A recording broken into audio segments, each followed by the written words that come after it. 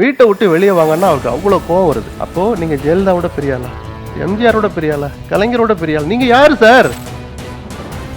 காங்கிரஸ் திமுக கூட்டத்தில் வெளியே போகுது. திமுக பிளான் பி வச்சிருக்கோம். காங்கிரஸ் வெளியேறினால் போட்டோம்.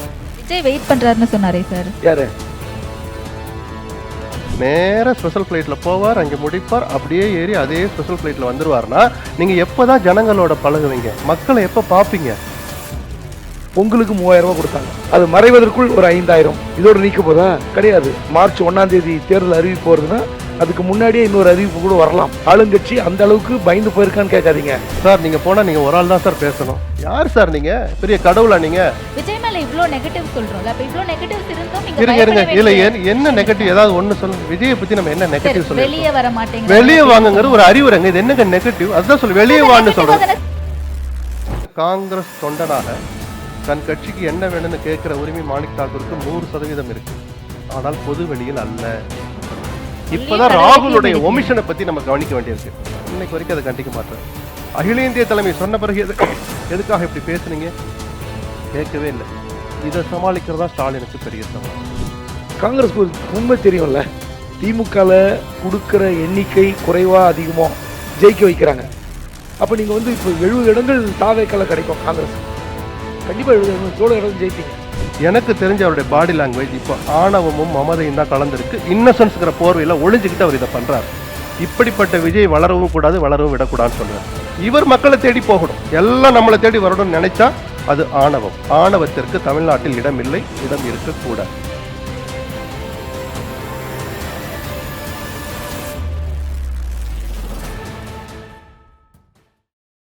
Carls Believe in Better presents The Debates Pulse, powered by Milky Mist, Dr. Sri Varma's Wellness, supported by Kingmakers IAS Academy. Carls Renewable Energy, Believe in Better. The Debate Pulse-னுடைய அடுத்த panel டிஸ்கஷன்ல நம்ம கூட 2 மூத்த பத்திரிகையாளர்கள் இருக்காங்க. 2026 தேர்தல் களம் எப்படி இருக்க போகுது அப்படின்றது குறித்து நிறைய விஷயங்கள் பேசுறதுக்காக மூத்த பத்திரிகையாளர் திரு எஸ்பி லக்ஷ்மணன் அவர்களும் மூத்த பத்திரிகையாளர் திரு குபேந்திரன் அவர்களும் இருக்காங்க. வணக்கம் சார். வணக்கம் சார். 4 முனை போட்டி. லக்ஷ்மணன் சார் கிட்ட இருந்து ஆரம்பிக்கிறேன். 4 முனை போட்டி. திமுக ஒரு பக்கம் தேர்தல் அறிக்கை, கூட்டணி பேச்சுவார்த்தை அப்படின்னு சொல்லிட்டு வேகம் எடுக்க தொடங்கி இருக்கு. அதிமுக கூட்டணி பேச்சுவார்த்தையை முடிச்சிருக்காங்க அண்ட் ஆல்மோஸ்ட் ஃபைனலைஸ் பண்ணுற இடத்துல இருக்காங்க. விஜய் அவர்களும் தேர்தல் அறிக்கை தயாரிக்கிறதுக்காக விருப்ப மனுலாம் கொடுத்துக்கிட்டு இருக்காரு எல்லாருமே. அண்ட் அதே மாதிரி நாம் தமிழர் கட்சியிலேருந்தும் வேட்பாளர்கள் அறிவித்து எல்லாரையுமே ஒரே மேடையில் ஏற்றுறதுக்கான ஒரு பொதுக்கூட்டமும் அறிவிச்சிருக்காங்க. களம் எப்படி இருக்க போகுதுன்னு நினைக்கிறீங்க? எந்த அளவுக்கு பரபரப்பாக போய்கிட்டு இருக்காங்க எல்லா கட்சிகளும்? இல்லை, தேர்தல்னாலே ஒரு பரபரப்பு இருக்கும். ஒவ்வொரு தேர்தலுக்கும் ஒரு சிக்னிஃபிகன்ஸ் இருக்கும், ஒரு முக்கியத்துவம், ஏதாவது ஒரு கருப்பொருள் அல்லது மையப்புள்ளி.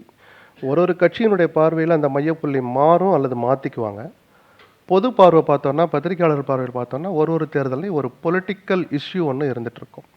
அது ஒருத்தர் எமர்ஜ் ஆகி வர்றது, ஒருத்தருடைய வீழ்ச்சி, ஒருத்தருடைய வெற்றிடம். ரஜினி இடையில ஒரு வார்த்தை சொன்னார்ல, தமிழ்நாட்டில் வெற்றிடம் இருக்குன்னு. அந்த மாதிரி ஏதாவது ஒன்றை கிரியேட் பண்ண பார்ப்பாங்க, அது நிஜமாகவே கிரியேட் ஆகி இருக்கும். அந்த வகையில் 26 தேர்தலில் எல்லாரும் ஒருவித பதற்றம், பயம், குழப்பம், எரிச்சல், இது அத்தனையும் கலந்து பார்க்குறது விஜய்ங்கிற அந்த ஒரு கேரக்டர் தான். ஏன்னா அவர் என்ன பண்ண போகிறாருன்னு நமக்கு யாருக்குமே தெரியல. அவர் சொல்கிற பெர்சன்டேஜ்லாம் ஒரு பக்கம் தள்ளி வச்சிடலாம்.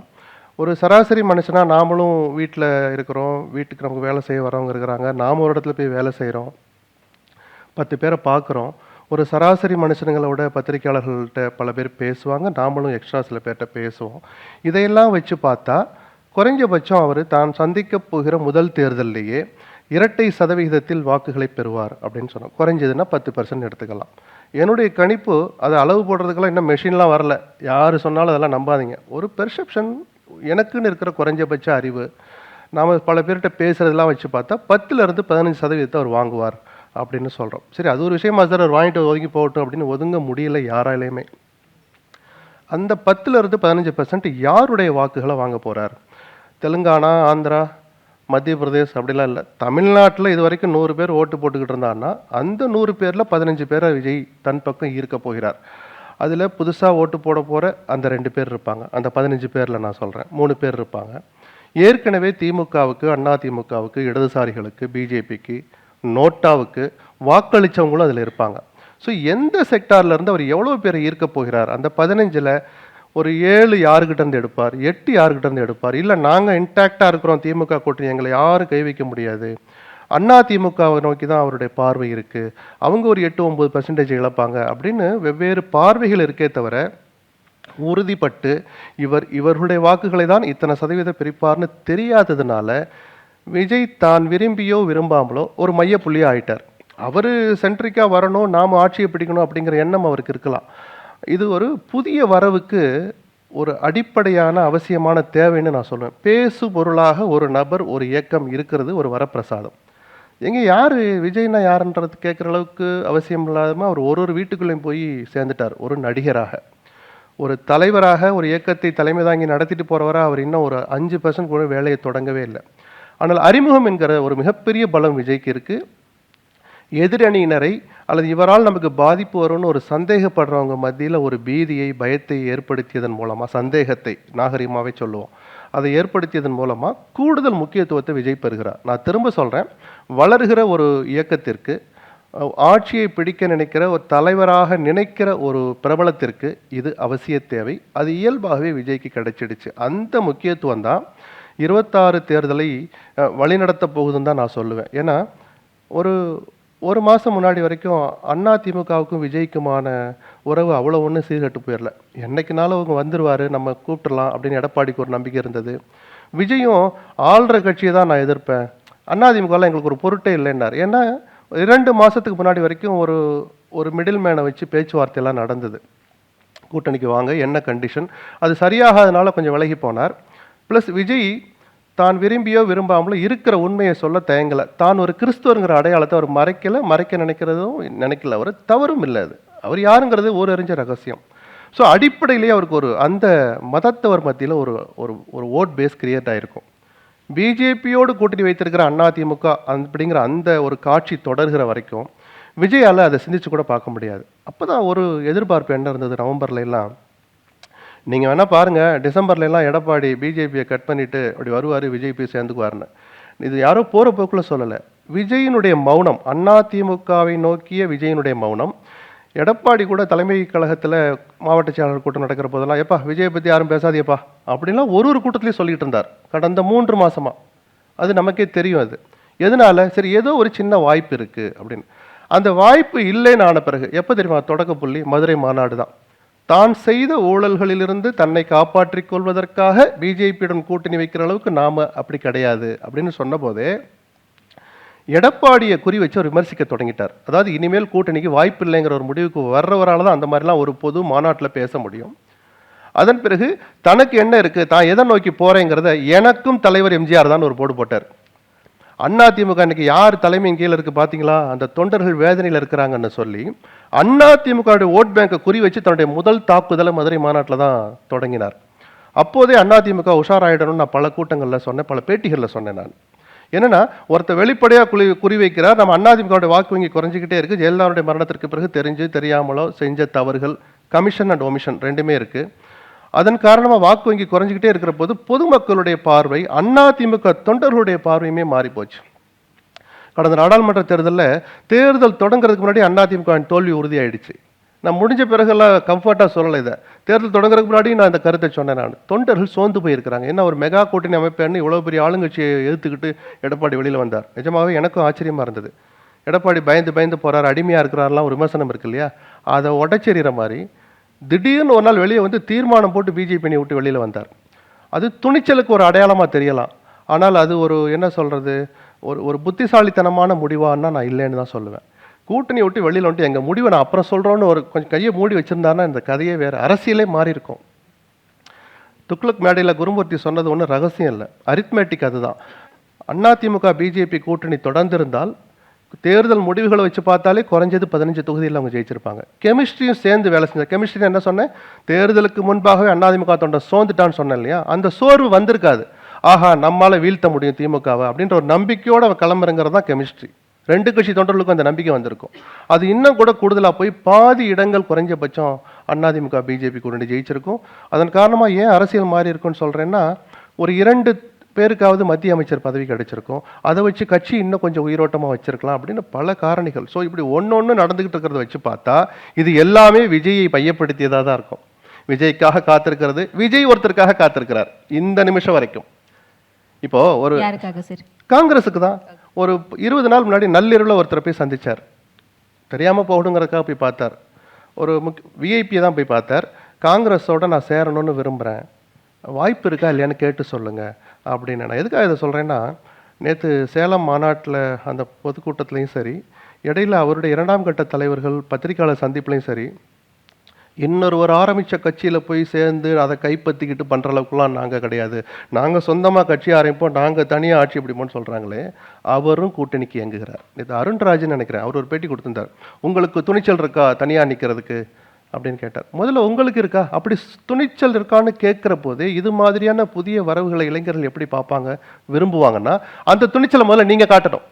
யாருடனும் நாங்கள் கூட்டணி வைக்க மாட்டோம், எங்களை மக்கள் என்ன மதிப்பீடு பண்ணி வச்சிருக்கிறாங்க அப்படிங்கிறத தெரிஞ்சுக்கிறதுக்கு முதல் தேர்தலில் நாங்கள் தனித்து தான் நிற்போம்னு முதல்ல விஜய் சொல்லியிருக்கணுமே, ஏன் சொல்லலை? அகெயின் அந்த விமர்சனமும் விஜயை மையப்படுத்தி தாங்கிறதுனால 26 தேர்தல் ஒரு ஒரு மிகுந்த சுவாரஸ்யத்தை ஏற்படுத்தியிருக்குன்னா நான் அதை மறுக்க மாட்டேன். புரியுது. திரு குபேந்திரன் சார், சார் சொன்ன மாதிரி விஜய் ஃபேக்டர் தான் இங்கே இருக்கக்கூடிய கட்சிகளை அச்சமூட்டி தேர்தலை இன்னும் சுவாரஸ்யமாக வச்சிருக்கா? விஜய் ஒரு ஸ்பாய்லராக இருப்பார் 2 பக்கத்துக்கும், அது உறுதி. அவர் சொன்ன மாதிரி ஏகப்பட்ட கால்குலேஷன் எல்லாரும் போட்டு பார்த்து கருத்து கணிப்பு சொல்லி கூட்டணி பலத்தெல்லாம் நம்பி என்ன அரித்மேட்டிக் கால்குலேஷன் சொன்னாலும் இந்த முறை நான் 93லேருந்து இருக்கிறேன் பத்திரிகையாளராக. எந்த பத்திரிகையாளராலும், எந்த ஸ்ட்ராட்டஜிஸ்டாலும், எந்த கருத்து கணிப்பாலும் 2026 சட்டமன்ற தேர்தலில் எந்த கூட்டணிக்கு எத்தனை இடங்கள் என்பது யாரும் வரையறை செய்யவே முடியாது. இதுவரை இதுக்கு முன்னாடி நிறைய கணித்திருப்போம். நாங்களாம் கூட சில சர்வே பண்ணியிருக்கிறோம், நம்பர்ஸ்லாம் கூட குறைய சொல்லியிருக்கோம். இந்த முறை ஏன் யாராலும் எதுவும் சொல்ல முடியாதுன்னு நான் உறுதியாக சொல்கிறேன்னா விஜய். காரணம், இதற்கு முன்னாடி நிறைய பேர் இருக்காங்க இந்த மாதிரி உதாரணங்கள். புதிய கட்சிகள் நாங்கள் எவ்வளோ எங்கள் பர்சன்டேஜ் காட்டியிருக்கோம், காட்ட போகிறோம் எல்லாம் சொல்லியிருப்பாங்க. ஆனால் இப்போது இந்த இளம் தலைமுறைக்கு அரசியல்னா என்ன, தமிழ்நாடுடைய மண் சார்ந்து, நலன் சார்ந்து, இந்த உரிமை சார்ந்து என்ன பிரச்சனைகளை அணுகுகிறோம், இதெல்லாம் எதுவுமே இல்லை. அதாவது படித்தவர்கள் படிக்காதவர்கள் இந்த கூட்டத்தை தாண்டி ஒரு சினிமா கவர்ச்சி இது மேலோங்கி இருக்கிறது. அது ஒரே ஒரு காரணம் தான் இன்றைக்கி விஜய் ஒரு ஸ்பாய்லர், வேறு ஒன்றுமே கிடையாது. திமுக கூட்டணி பலம் பொருந்திய கூட்டணியாக இருந்தாலும் இப்போ நீங்கள் இன்றைக்கி 5000 ரூபா கொடுக்க வேண்டிய கட்டாயத்துக்கு வராங்க. பொங்கலுக்கு 3000 ரூபா கொடுத்தாங்க, அது மறைவதற்குள் ஒரு 5000 இதோடு நீக்க போதா? கிடையாது. இப்போ கோட் ஆஃப் கான்டக்ட் மார்ச் 1ஆம் தேதி தேர்தல் அறிவிப்பு வருதுன்னா அதுக்கு முன்னாடியே இன்னொரு அறிவிப்பு கூட வரலாம்.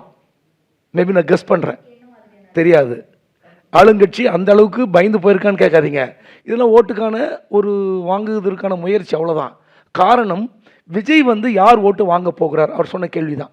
ஆனால் என்ன சொன்னாலும் அதிமுகக்கும் திமுகக்கும் அவங்களோட ஓட் பேங்க் மாறவே மாறாது. நீங்கள் அதிமுகவுடைய ஒஸ்ட் எலெக்ஷன் 1996 ஜெயலலிதாவே தோற்றார். அந்த தேர்தலில் நீங்கள் அந்த வாக்கு சதவீதம் பார்த்தீங்கன்னா அதிமுகவுக்கு 23, திமுக அதாவது அதிமுகவுக்கு 4 சீட் ஜெயிச்சது 1996, திமுக ஒரே ஒரு சீட் ஜெயிச்சது. ராஜீவ்காந்தி படுகொலைக்கு பிறகு நடந்த தேர்தல். அந்த தேர்தலில் திமுகவுடைய வாக்கு சதவீதம் 21. ஸோ ஆவரேஜாக நீங்கள் பார்த்தீங்கன்னா திமுகக்கும் அதிமுகக்கும் ஒரு ஆளுங்கட்சியாக இருந்த பிறகு கொஞ்சம் சதவீதம் கூடலாம், இல்லை என்றால் குறையலாம். 21லேருந்து 23 அல்லது 24 இது மாறி மாறி இருக்கும். இப்போ கூட பாருங்கள், நாடாளுமன்ற தேர்தலில் அதிமுக கூட்டணியோடு 23, தனியாக 20.5. ஸோ இப்போ அந்த 20ன்றது ஒரு கோர் பேங்க். அது ஏன் 20 குறைஞ்சதுன்னா, ஓபிஎஸ் தனியாக நின்னார், டிடிவி தினகரன் தனியாக நின்னார். ஸோ அதிமுக சரிவு. இந்த ஓட் பேங்க்கு பார்லிமெண்ட்டில் பாஜக ஒரு அணியாக நிற்கிறது 18.5%, அதிமுக 23, ரெண்டுத்தையும் கூட்டினா 41%, திமுக கூட்டணி 47%. ஸோ கிட்டத்தட்ட ஒரு 6% டிஃப்ரென்ஸ் இருக்குது கூட்டணியோடு. அவங்க 40 சீட்டு ஜெயிச்சாங்க, தமிழ்நாடு பாண்டிச்சேரி உள்பட எதுவுமே ஜெயிக்கல. ஆனால் வாக்கு சதவீதம் 41, ரெண்டு சேர்த்திங்கன்னா அவர் சொன்ன மாதிரி ஒருவேளை பாஜக அந்த கூட்டணியில் இருந்திருந்தால் இது நிலைமை மாறி இருக்கலாம். 10 இடங்கள், 15 இடங்கள், 20 இடங்களோடு பிடித்திருக்கலாம். பின்னாடி நடந்த அரசியல் சதிகள், பத்திரிகைகள் சில வந்தது உண்மையாக இருக்கலாம். வெளிவராத செய்திகள் நிறைய இருக்குது. ஏன் கூட்டணி உடைந்தது, ஏன் அண்ணாமலை தனியாக போய் நிற்க வைத்தார் பாஜகவை, இதன் பின்னாடி பெரிய சதி இருக்குது. அது சிலது வெளிப்படையாக எழுதலாம், எழுத முடியாது, ஏன்னா ஆதாரம் இருக்காது, பேச முடியாது. ஸோ இந்த மாதிரி சுச்சுவேஷன் இருக்கும்போது இன்றைக்கும் சரி விஜய் ஒரு ஸ்பாய்லர், அவ்வளோதான். ஆனால் இந்த முறை அரித்மெட்டிக் கால்குலேஷன் தான் தமிழ்நாடு பொறுத்தவரை 2+2 4 கூட்டணி பலம் ப்ளஸ் இப்போ திமுக ஸ்கீம்ஸில் முன்னாடி நிற்குது, பொருளாதார பலம், கட்டமைப்பு. இதே மாதிரி அதிமுக ஒன்றும் மோசமான கட்சி கிடையாது. இன்னும் சொல்லப்போனால் அதிமுகவுக்கும் திமுக பர்சன்டேஜ் பார்த்திங்கன்னா 2% அதிமுக கூடுதலாக இருக்கும். கூட ஏன் இருக்கும்னா இது வரைக்கும் பார்த்த கால்குலேஷனில். ஆனால் விஜய் என்ன நினைக்கிறாரு, நேராக பனையூர்லேருந்து செஞ்சாஜ் கோட்டைக்கு போயிட முடியும்னு நினைக்கிறார். அதுக்கான என்னென்னா ஏதோ ஒரு கருத்து கணிப்பு, முதல்ல 12 வந்தது, 20 வந்தது, இப்போ 28, 40 வரைக்கும் போயிட்டாங்க. உண்மையிலே 40 வந்தால் ஆளுங்கட்சி தான். ஆனால் அப்படியான வாய்ப்பு சுத்தமாக கிடையாது. அந்த மாதிரிலாம் வரவே முடியாது. ஏனென்றால் 93 மிகப்பெரிய பிளவு ஏற்பட்டு திமுகவில் வைகோ வந்தார். அந்த கவரேஜ் நான் 13.5 மணி நேரம் கவரேஜ் பண்ணேன். வைகோவுடைய ஊர்வலம், மெரினா கடற்கரையில் பொதுக்கூட்டம், கிட்டத்தட்ட ஆர்கே சாலையில் நிற்கிறோம், 13.5 மணி நேரம் கூட்டம். கண்டிப்பாக 96 எலெக்ஷனில் வைகோ மிகப்பெரிய புரட்சி ஏற்படுத்த போகிறார். அவர் என்ன சீட்டு ஜெயிச்சா எல்லாருக்கும் தெரியும், ஒன்றுமே கிடையாது, 4 சீட் நினைக்கிறேன். அதன் பிறகு விஜயகாந்த் வந்தார். விஜயகாந்த் மிகப்பெரிய ஒரு மாற்றத்தை ஏற்படுத்துவார், 10% 12 போகலாம் எதிர்பார்த்தோம். அப்போ நான் வட மாவட்டங்கள் முழுவதும் கிட்டத்தட்ட ஒரு 100 தொகுதிக்கு நான் சர்வே போனேன். அந்த இடத்துல நீங்கள் பாட்டாளி மக்கள் கட்சி டென்சிட்டியாக இருக்கிற அந்த கிராமத்தில் கூட ஒவ்வொரு திண்ணையிலும் விஜயகாந்தோடைய படம் கொடி இருந்தது. ஆனால் ரிசல்ட் அப்படி வரல. அதே போல் தான் இந்த முறையும் விஜய்க்கு ஒரு மிக அபிரிதமான ஒரு திரை கவர்ச்சி. அப்புறம் இந்த மக்கள் கூட்டத்தில் எல்லாம் விஜய், எங்கே கேட்டாலும் விஜய், எந்தெந்த ஆடியோ வீடியோவில் பார்த்தாலும் விஜய். ஆனால் விஜய்க்கு என்ன அரசியல் என்பதே இன்னும் முழுசாக அவருக்கு தெரியல. தெரியாமல் எப்படி சார் அவ்வளோ கான்ஃபிடென்ட்டாக சொல்லுவார்? 2 ஆண்டுகளில் 30% வாக்கு இருக்குது நமக்கு அப்படின்னு சொல்கிறாரு. அது இல்லாமல் தமிழ்நாடு மக்களே 8 கோடி மக்களுமே என்னுடைய சொந்தம், என்னுடைய குடும்பம்னு சொல்கிறாரு. எங்கேருந்து இவ்வளோ கான்ஃபிடென்ஸ் வருது? நல்ல கேள்வி. சமீபத்து உதாரணத்தோடு நான் சொல்கிறேன். சேலத்தில் பேசினார் நிர்வாகிகள் கூட்டம்னு. அந்த கூட்டத்தில் அவர் ஓப்பனிங் வார்த்தை கரேஜ்னு ஆரம்பித்தார். தப்பு கிடையாது, அது ஒரு ஸ்டைல். ஃபாரின்லலாம் அப்படி தான் பேசுவாங்க.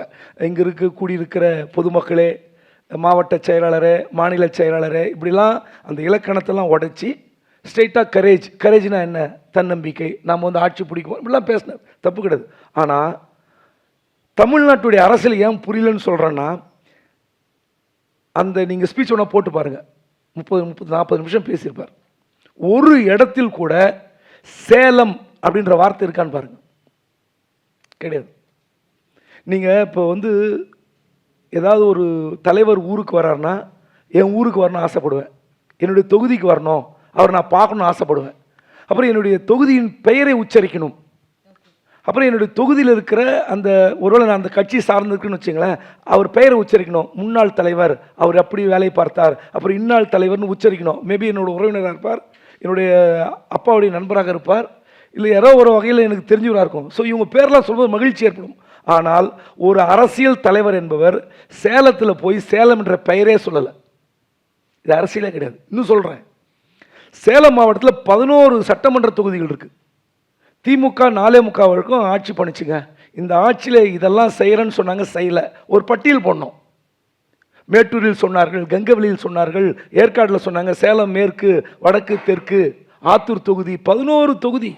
11 தொகுதியில் இன்னென்ன குறைகள் இருக்கின்றன, இதெல்லாம் திமுக தீர்க்கவில்லை. ஒரு வார்த்தை கிடையாது. ஒரு சட்டமன்ற தொகுதி கூட ஒரு பெயரில் அவர் வாயிலிருந்து உச்சரிப்பே இல்லை. அப்போ என்ன அர்த்தம்? இது அரசியல் கிடையாது. அவர் நினைக்கலாம் இதெல்லாம் இலக்கணங்கள், இந்த இலக்கணத்தில் நான் செட் ஆக மாட்டேன், முதல்ல சொல்லிட்டார், நான் எப்படி ஒன்றா பேசுவேன், அவர்களே இவர்களே இதெல்லாம் சொல்ல மாட்டேன். அப்படி கிடையாது அரசியல். இப்போ யங்ஸ்டர்ஸுக்கு ஏற்ற மாதிரி பேசுகிறாரு. இதுக்கு முன்னாடி இருந்த ஒரு பேட்டர்னை பிரேக் பண்ணுறாருன்னு அர்த்தம். யங்ஸ்டர்ஸுக்கு எப்படி பேசினா கவர முடியுமோ அந்த பேட்டர்னை எடுக்கிறாருன்னு அர்த்தம். அது அந்த 18 வயதுலேருந்து 25 வயது வரை இருக்கிற வாக்காளர்கள் எண்ணிக்கை எவ்வளோ, அவங்க மட்டும் ஓட்டு போட்டு ஆட்சிக்கு வந்துடுவீங்களா? 40 வயது, 45 வயது, 50 வயது டீக்கல்ல உட்காந்து அரசியல் பேசணும்னு நீங்கள் சாதாரண நினைக்காதீங்க. சும்மா அவ்வளோ புள்ளி ஓரமாக இருக்கும். சாதாரண விஷயம் பேப்பரை படிச்சுட்டு அணுவாக அரசியலை வந்து ஆராய்ச்சி பண்ணுவாங்க. அப்போது அவங்களுக்கு வந்து இந்த ஊருக்கு வந்து இந்த என் ஊர் தொகுதியில் இத்தனை பிரச்சனை இருக்குது, திமுக கிட்ட சொன்ன நடக்கலை, இவர் சொல்ல இது ஏங்க நீங்கள் நான் நல்லது செய்ய வந்திருக்கிறேன், இது பொதுவான வார்த்தை. சேலத்தில் என்ன பிரச்சனை? இங்கே கள்ளக்குறிச்சி பார்டரில் தொடர்ந்து சேலம் டிஸ்ட்ரிக்ட்டு, அந்த பக்கம் ஈரோடு, நாமக்கல், கர்நாடகா பார்டர் வரைக்கும் இருக்குது, மேட்டூர் வரைக்கும் கர்நாடகா பார்டர் வரைக்கும் தொகுதி. என்னென்ன பிரச்சனை திமுக செய்யாதது இருக்கும்ல, அதை நீங்கள் சொன்னால் தானே அந்த மக்கள் நம்பி உங்களுக்கு ஓட்டு போடுவாங்க. வெறும் அந்த இளைஞர்கள் அந்த தாம் தூம்னு குதிக்கிறவங்க ஒரு மியூசிக் கச்சேரியில் முதல்ல பார்த்தீங்கன்னா ஒரு சோபா போட்டு ஒரு விஐபிங்களை உட்கார வச்சுருப்பாங்க. அதுக்கு பின்னாடி ஒரு 10,000 பேர் வந்து 3-4 மணி நேரம் குதிச்சுட்டே இருப்பான். அவனோட எனர்ஜி லெவல் வேறு. அந்த லெவலில் எனர்ஜி வச்சுட்டு இருக்கிற டீம் மட்டும் ஓட்டு போட்டால் ஆட்சிக்கு வர முடியுமா? வராது. நீங்கள் இன்னும் சொல்ல போனால் அவர் நினைக்கிறார் என்னென்னா, இந்த முறை வந்து அதிமுகவுக்கு திமுகவுக்கு பிடிக்காத வாக்காளர்கள் நமக்கு வாக்களிப்பார்கள். உண்மை அது இருக்கும், அந்த பர்சன்டேஜ் இருக்கும். அது வந்து வைகோ வாங்கினார், விஜயகாந்த் வாங்கினார், அப்புறம் மக்கள் நல கூட்டணி வாங்கியது, அப்புறம் இப்போ வந்து நாம் தமிழர் சீமான் வாங்கிட்டு இருக்கார். ஆனால் இதெல்லாம் பார்த்தீங்கன்னா 8லேருந்து 10 வரைக்கும் மாறிக்கிட்டே இருக்கும். அந்த ஓட் பேங்க் இருக்கும். இப்போ நீங்கள் அதிமுக கூட்டணி 41% சொன்னேன், அதில் ஒரு 5 மைனஸ் பண்ணுங்கள். திமுக கூட்டணி 47, அதில் ஒரு 5 மைனஸ் பண்ணுங்கள், 10. இதை தாண்டி ஒரு கவர்ச்சி அரசியல் ஒரு 2, 3, 4, 5, 15 வரைக்கும் வாங்கலாம். ஆனால் நீங்கள் திமுக கூட்டணியில் இவ்வளோ சதவீதம் பேசி வச்ச மாதிரி 15% சொல்றீங்க பார்த்தீங்களா? கரெக்ட். பேசி வச்சதில்லை நான் அப்படி இல்லை, நான் தான் சொன்னேன், அதெல்லாம் கண்டுபிடிக்கிறதுக்கு கருவி கிடையாது. ஒரு பெர்செப்ஷன் ஒன்று இருக்குது. ஆமாம், நாளைக்கு இது 30 ஜனநாயக நாடு, இது நம்ம ஒருத்தரை பற்றி தீர்ப்பு எழுதுகிற இடத்துல நம்ம இல்லை, ஒரு பார்வை நம்ம சொல்கிறோம். நாளைக்கு ஒரு 30 அவர் சொன்ன மாதிரி 30 இல்லை ஆதவ அர்ஜுனாவோ செங்கோட்டையனோ ஒரு 2 வாரம் முன்னாடி சொன்ன 42 வாங்கக்கூடாதுன்னு ஒன்று சட்டம் கிடையாது, வாங்க மாட்டாங்க, நம்ம ஒன்றும் எழுதி தர முடியாது. அப்படி இல்லைட்டு ஆமாம் நம்ம தப்பாக கணிச்சிட்டோன்ற முடிவுக்கு நாமளும் வருவோம். இது மாதிரி ஒரு பொது இடத்துல ஒரு வருத்தம் தெரிவிக்கிறதுலையோ நான் தப்பாக கணிச்சிட்டேன்னு சொல்கிறதுல நமக்கு ஒன்றும் தயக்கம் கிடையாது. இன்றைக்கு இருக்கிற சூழலை இது வரைக்குமான குறைஞ்சபட்சம் ஒரு 5 தேர்தல் எடுத்து பார்த்தோன்னா அதனுடைய அந்த ஒரு என்ன மாதிரி சூழலில் தேர்தல் நடந்துச்சு, என்ன ரிசல்ட் வந்துச்சுன்னு இப்போ அவர் சொன்னார் இல்லை, விஜயகாந்த் அப்படி எதிர்பார்த்தோம், வைகோ அப்படி எதிர்பார்த்தோம், ஆனால் என்ன ரிசல்ட் வந்துச்சுன்னு அதன்படி பார்த்தா இப்படி இருக்குது. பட் அவர்களை விட கொஞ்சம் கூடுதலாக இவருக்கு அந்த சினிமா கவரேஜில் ஒரு சக்ஸஸ்ஃபுல் ஹீரோவாக இருந்தார். ஏன்னா இன்றைக்கி 18 வயசுலேருந்து 20 வயசுன்னு சொல்கிறார்ல, 15 வருஷம் முன்னாடி அவன் 7-8 வயசில் விஜயை ரசித்தவன் இன்றைக்கி அப்படியே பெருசாக வந்து நிற்கிறான். அது இன்னும் அந்த பிம்பம் அவனுக்கு நெஞ்சில் மாறவே இல்லை. இது அது கூட முக்கியம் இல்லை. கரூர் சம்பவத்துக்கு பிறகு அந்த விஜய் ரசிகர்களில் ஒரு 2-3% குறைந்திருக்கும். ஏன்னா அவர் பண்ண அந்த அரசியல் இருக்குல்ல, அது எல்லாராலும் ஏற்றுக்க முடியாது. ஒரு வெறித்தனமாக இருக்கிற இப்போ திமுகவுக்கு வெறித்தனமான இருக்காங்கல்ல, அவங்க ஓட்டு போடுவாங்க, அவங்க மாற மாட்டாங்க. அதிமுக வெறித்தனமான உறுப்பினர் மாற மாட்டாங்க, சில விஷயங்களை கூட ஏற்றுக்க மாட்டாங்க. அந்த மாதிரி விஜய்க்குன்னு ஒரு வெறித்தனமான கூட்டம் ஆனால் அதில் கூட ஓரளவுக்கு சிந்திக்கிற, என்னங்க கரூரில் இப்படி ஒரு சம்பவம் நடந்திருக்கு, ஓடி வந்துட்டாருன்ற ஒரு வேதனைப்படுகிற ஏதாவது ஒரு இளைஞன், ஒரு இளம்பெண் கண்டிப்பாக ஓட்டு போட மாட்டாங்க. இது நடக்கும். ஆனால் அதை முடிச்சிடுறேன். என்னென்னா இதில் குறைஞ்சி இப்போ ஒரு வருவாரு நம்ம எதிர்பார்க்குறோம். கண்டிப்பாக 10% குறைந்தபட்சம் வாங்கலாம். ஆனால் ஒரு 4-5 நாட்களுக்கு முன்பு பிரபலமான ஆங்கில நாளிதழில் பார்ட்டி கிளைம்ஸ், டிவிக்கு பார்ட்டி கிளைம்ஸ் 25 to 30 அப்படின்னு போட்டு அவங்க ஒரு ஸ்டோரி எழுதுகிறாங்க. நான் அந்த செஃபாலஜி டீமில் 2 நாளைக்கு முன்பு ஒருத்தரை பார்க்குறேன். ஆந்திராவில் ஜெகன்மோகன் ரெட்டிக்கு வேலை பார்த்த அந்த டீமில் இருக்கிறவங்க தான் விஜய் கட்சிக்கு வேலை பார்க்குறாரு. அவர் கூப்பிட்டு உண்மையிலே கேட்டேன், சிட்டியில் உண்மையிலே எவ்வளோ எடுத்தீங்க பர்சன்டேஜ் சொல்லுங்கள். சார் பிலோ 20 தான் வருது. ஆனால் என்ன கொடுக்குறாங்க பேப்பரில், என்ன எழுத வைக்கிறாங்க, 25 to 30 எழுத வைக்கிறாங்க. ஸோ இது வந்து கிமிக்ஸ், மேடையில் சொல்கிறது 30-35 வந்து விட்டோம். இதெல்லாம் என்னென்னா, இப்போது ஸ்டாலின் என்ன சொல்கிறாரு, நாங்கள் 200 சீட்டுகளுக்கு மேலே பிடிப்புன்னு சொல்கிறாரு. 200க்கு மேலே, முதல்ல 220 சொன்னாங்க, இப்போ 200. எடப்பாடி பழனிசாமி என்ன சொல்கிறார், 210ங்கிறார். சாத்தியமா? வாய்ப்பே கிடையாது. நீங்கள் அதே பிரபலமான ஆங்கில நாளிதழில் முந்தினேத்து நினைக்கிறேன் 70 இடங்களில் திமுக பலவீனமாக இருக்கிறது, அதுக்கு ஒர்க் அவுட் பண்ணிட்டு இருக்காங்க. பலமான இடங்களை கூட்டணி கட்சிகளுக்கு ஒதுக்கிவிட்டு பலமில்லாத இடங்களை ஆளுங்கட்சி நிற்பதற்கு ஏற்பாடு நடக்கிறது. இப்படிலாம் எழுதுவாங்க. இதுவும் உண்மையிலே ஜேர்னலிஸ்ட்டு அவராக சோர்ஸ் சொல்லி எழுதுறாரா அல்லது எழுத வைக்கிறார்களா தெரியாது. அப்போ 70 சீட்டு வீக்குன்னா திமுக கூட்டணிக்கு எவ்வளோ கிடைக்கும்? ஸோ இதனால் இந்த கணிப்புகள் தாண்டி இந்த விஜயுடைய இந்த கூட்டம் கவர்ச்சி பர்சன்டேஜ் சொல்லப்படுகிற பேசப்படுகிற எழுதப்படுகிற இந்த செய்தியெல்லாம் கடந்து ஓட்டு போடுறதுக்கு 20 நாள் முன்னாடி நடக்கிற சில சம்பவங்கள் இருக்குல்ல. இந்த பொங்கலுக்கு 3000 ரூபாய் கொடுத்தது மறந்துட்டாங்க உண்மையில். 5000 ரூபாய் ஞாபகம் வச்சிருக்காங்க. 5000 ரூபாய் இப்போ இந்த ஒரு வாரம் ஓடும், ஓகே, அதிகபட்சம் 10 நாள் ஓடும், அவ்வளோதான். அதன் பிறகு ஒரு பெரிய ஒரு பிரச்சனை வருகிறதுன்னு வச்சுங்க ஆளுங்கட்சிக்கு, அந்த பிரச்சனை பேசு பொருளாக மாறும். 10 நாட்களுக்கு முன்பு ஏற்படுகிற பிரச்சனை அது ஒரு தாக்கத்தை ஏற்படுத்தும். ஸோ அதனால் நீங்கள் ஓட்டு போடுவதற்கு அங்கே பூத்துக்கு போகிற வரைக்கும் ஆசிலேஷன் இருக்கிற டீம்லாம் இருக்குது. வெறித்தனமாக உறுப்பினர் இருக்கிறவங்க மாற மாட்டாங்க. யாருக்கு போடலாம், திமுக ஆட்சி மீண்டும் வர வேண்டும் அப்படின்னு ஆசைப்படுறாங்களா, இல்லை வேண்டாம் போதும் 5 வருஷம் போதும், 100 முறை எடப்பாடி பழனிசாமி கொடுத்து பார்ப்போம் அப்படின்னு நினைக்கலாம். இவங்க 2 பேருமே வேண்டாம், 3வது ஒருத்தர் வர்றார் அவருக்கு ஓட்டு போடலாம்னு நினைக்கலாம். இந்த ஆசிலேஷனில் நிறைய பேர் இருப்பாங்க. இன்னும் சொல்லப்போனால் இந்த முதல் முறை வாக்காளர்கள் நான் ஜெயிக்கிற கட்சிக்கு ஓட்டு போடணும், இந்த மாதிரி வியாதியெலாம் இருக்கும். எப்படின்னா அது ஒரு சக்ஸஸ்ஃபுல், நான் ஓட்டு போட்டேன் ஆட்சிக்கு வந்துட்டாங்க, இது பெருமையாக சொல்லிக்கிறது, அந்த மாதிரி ஒரு வியாதி இருக்குது.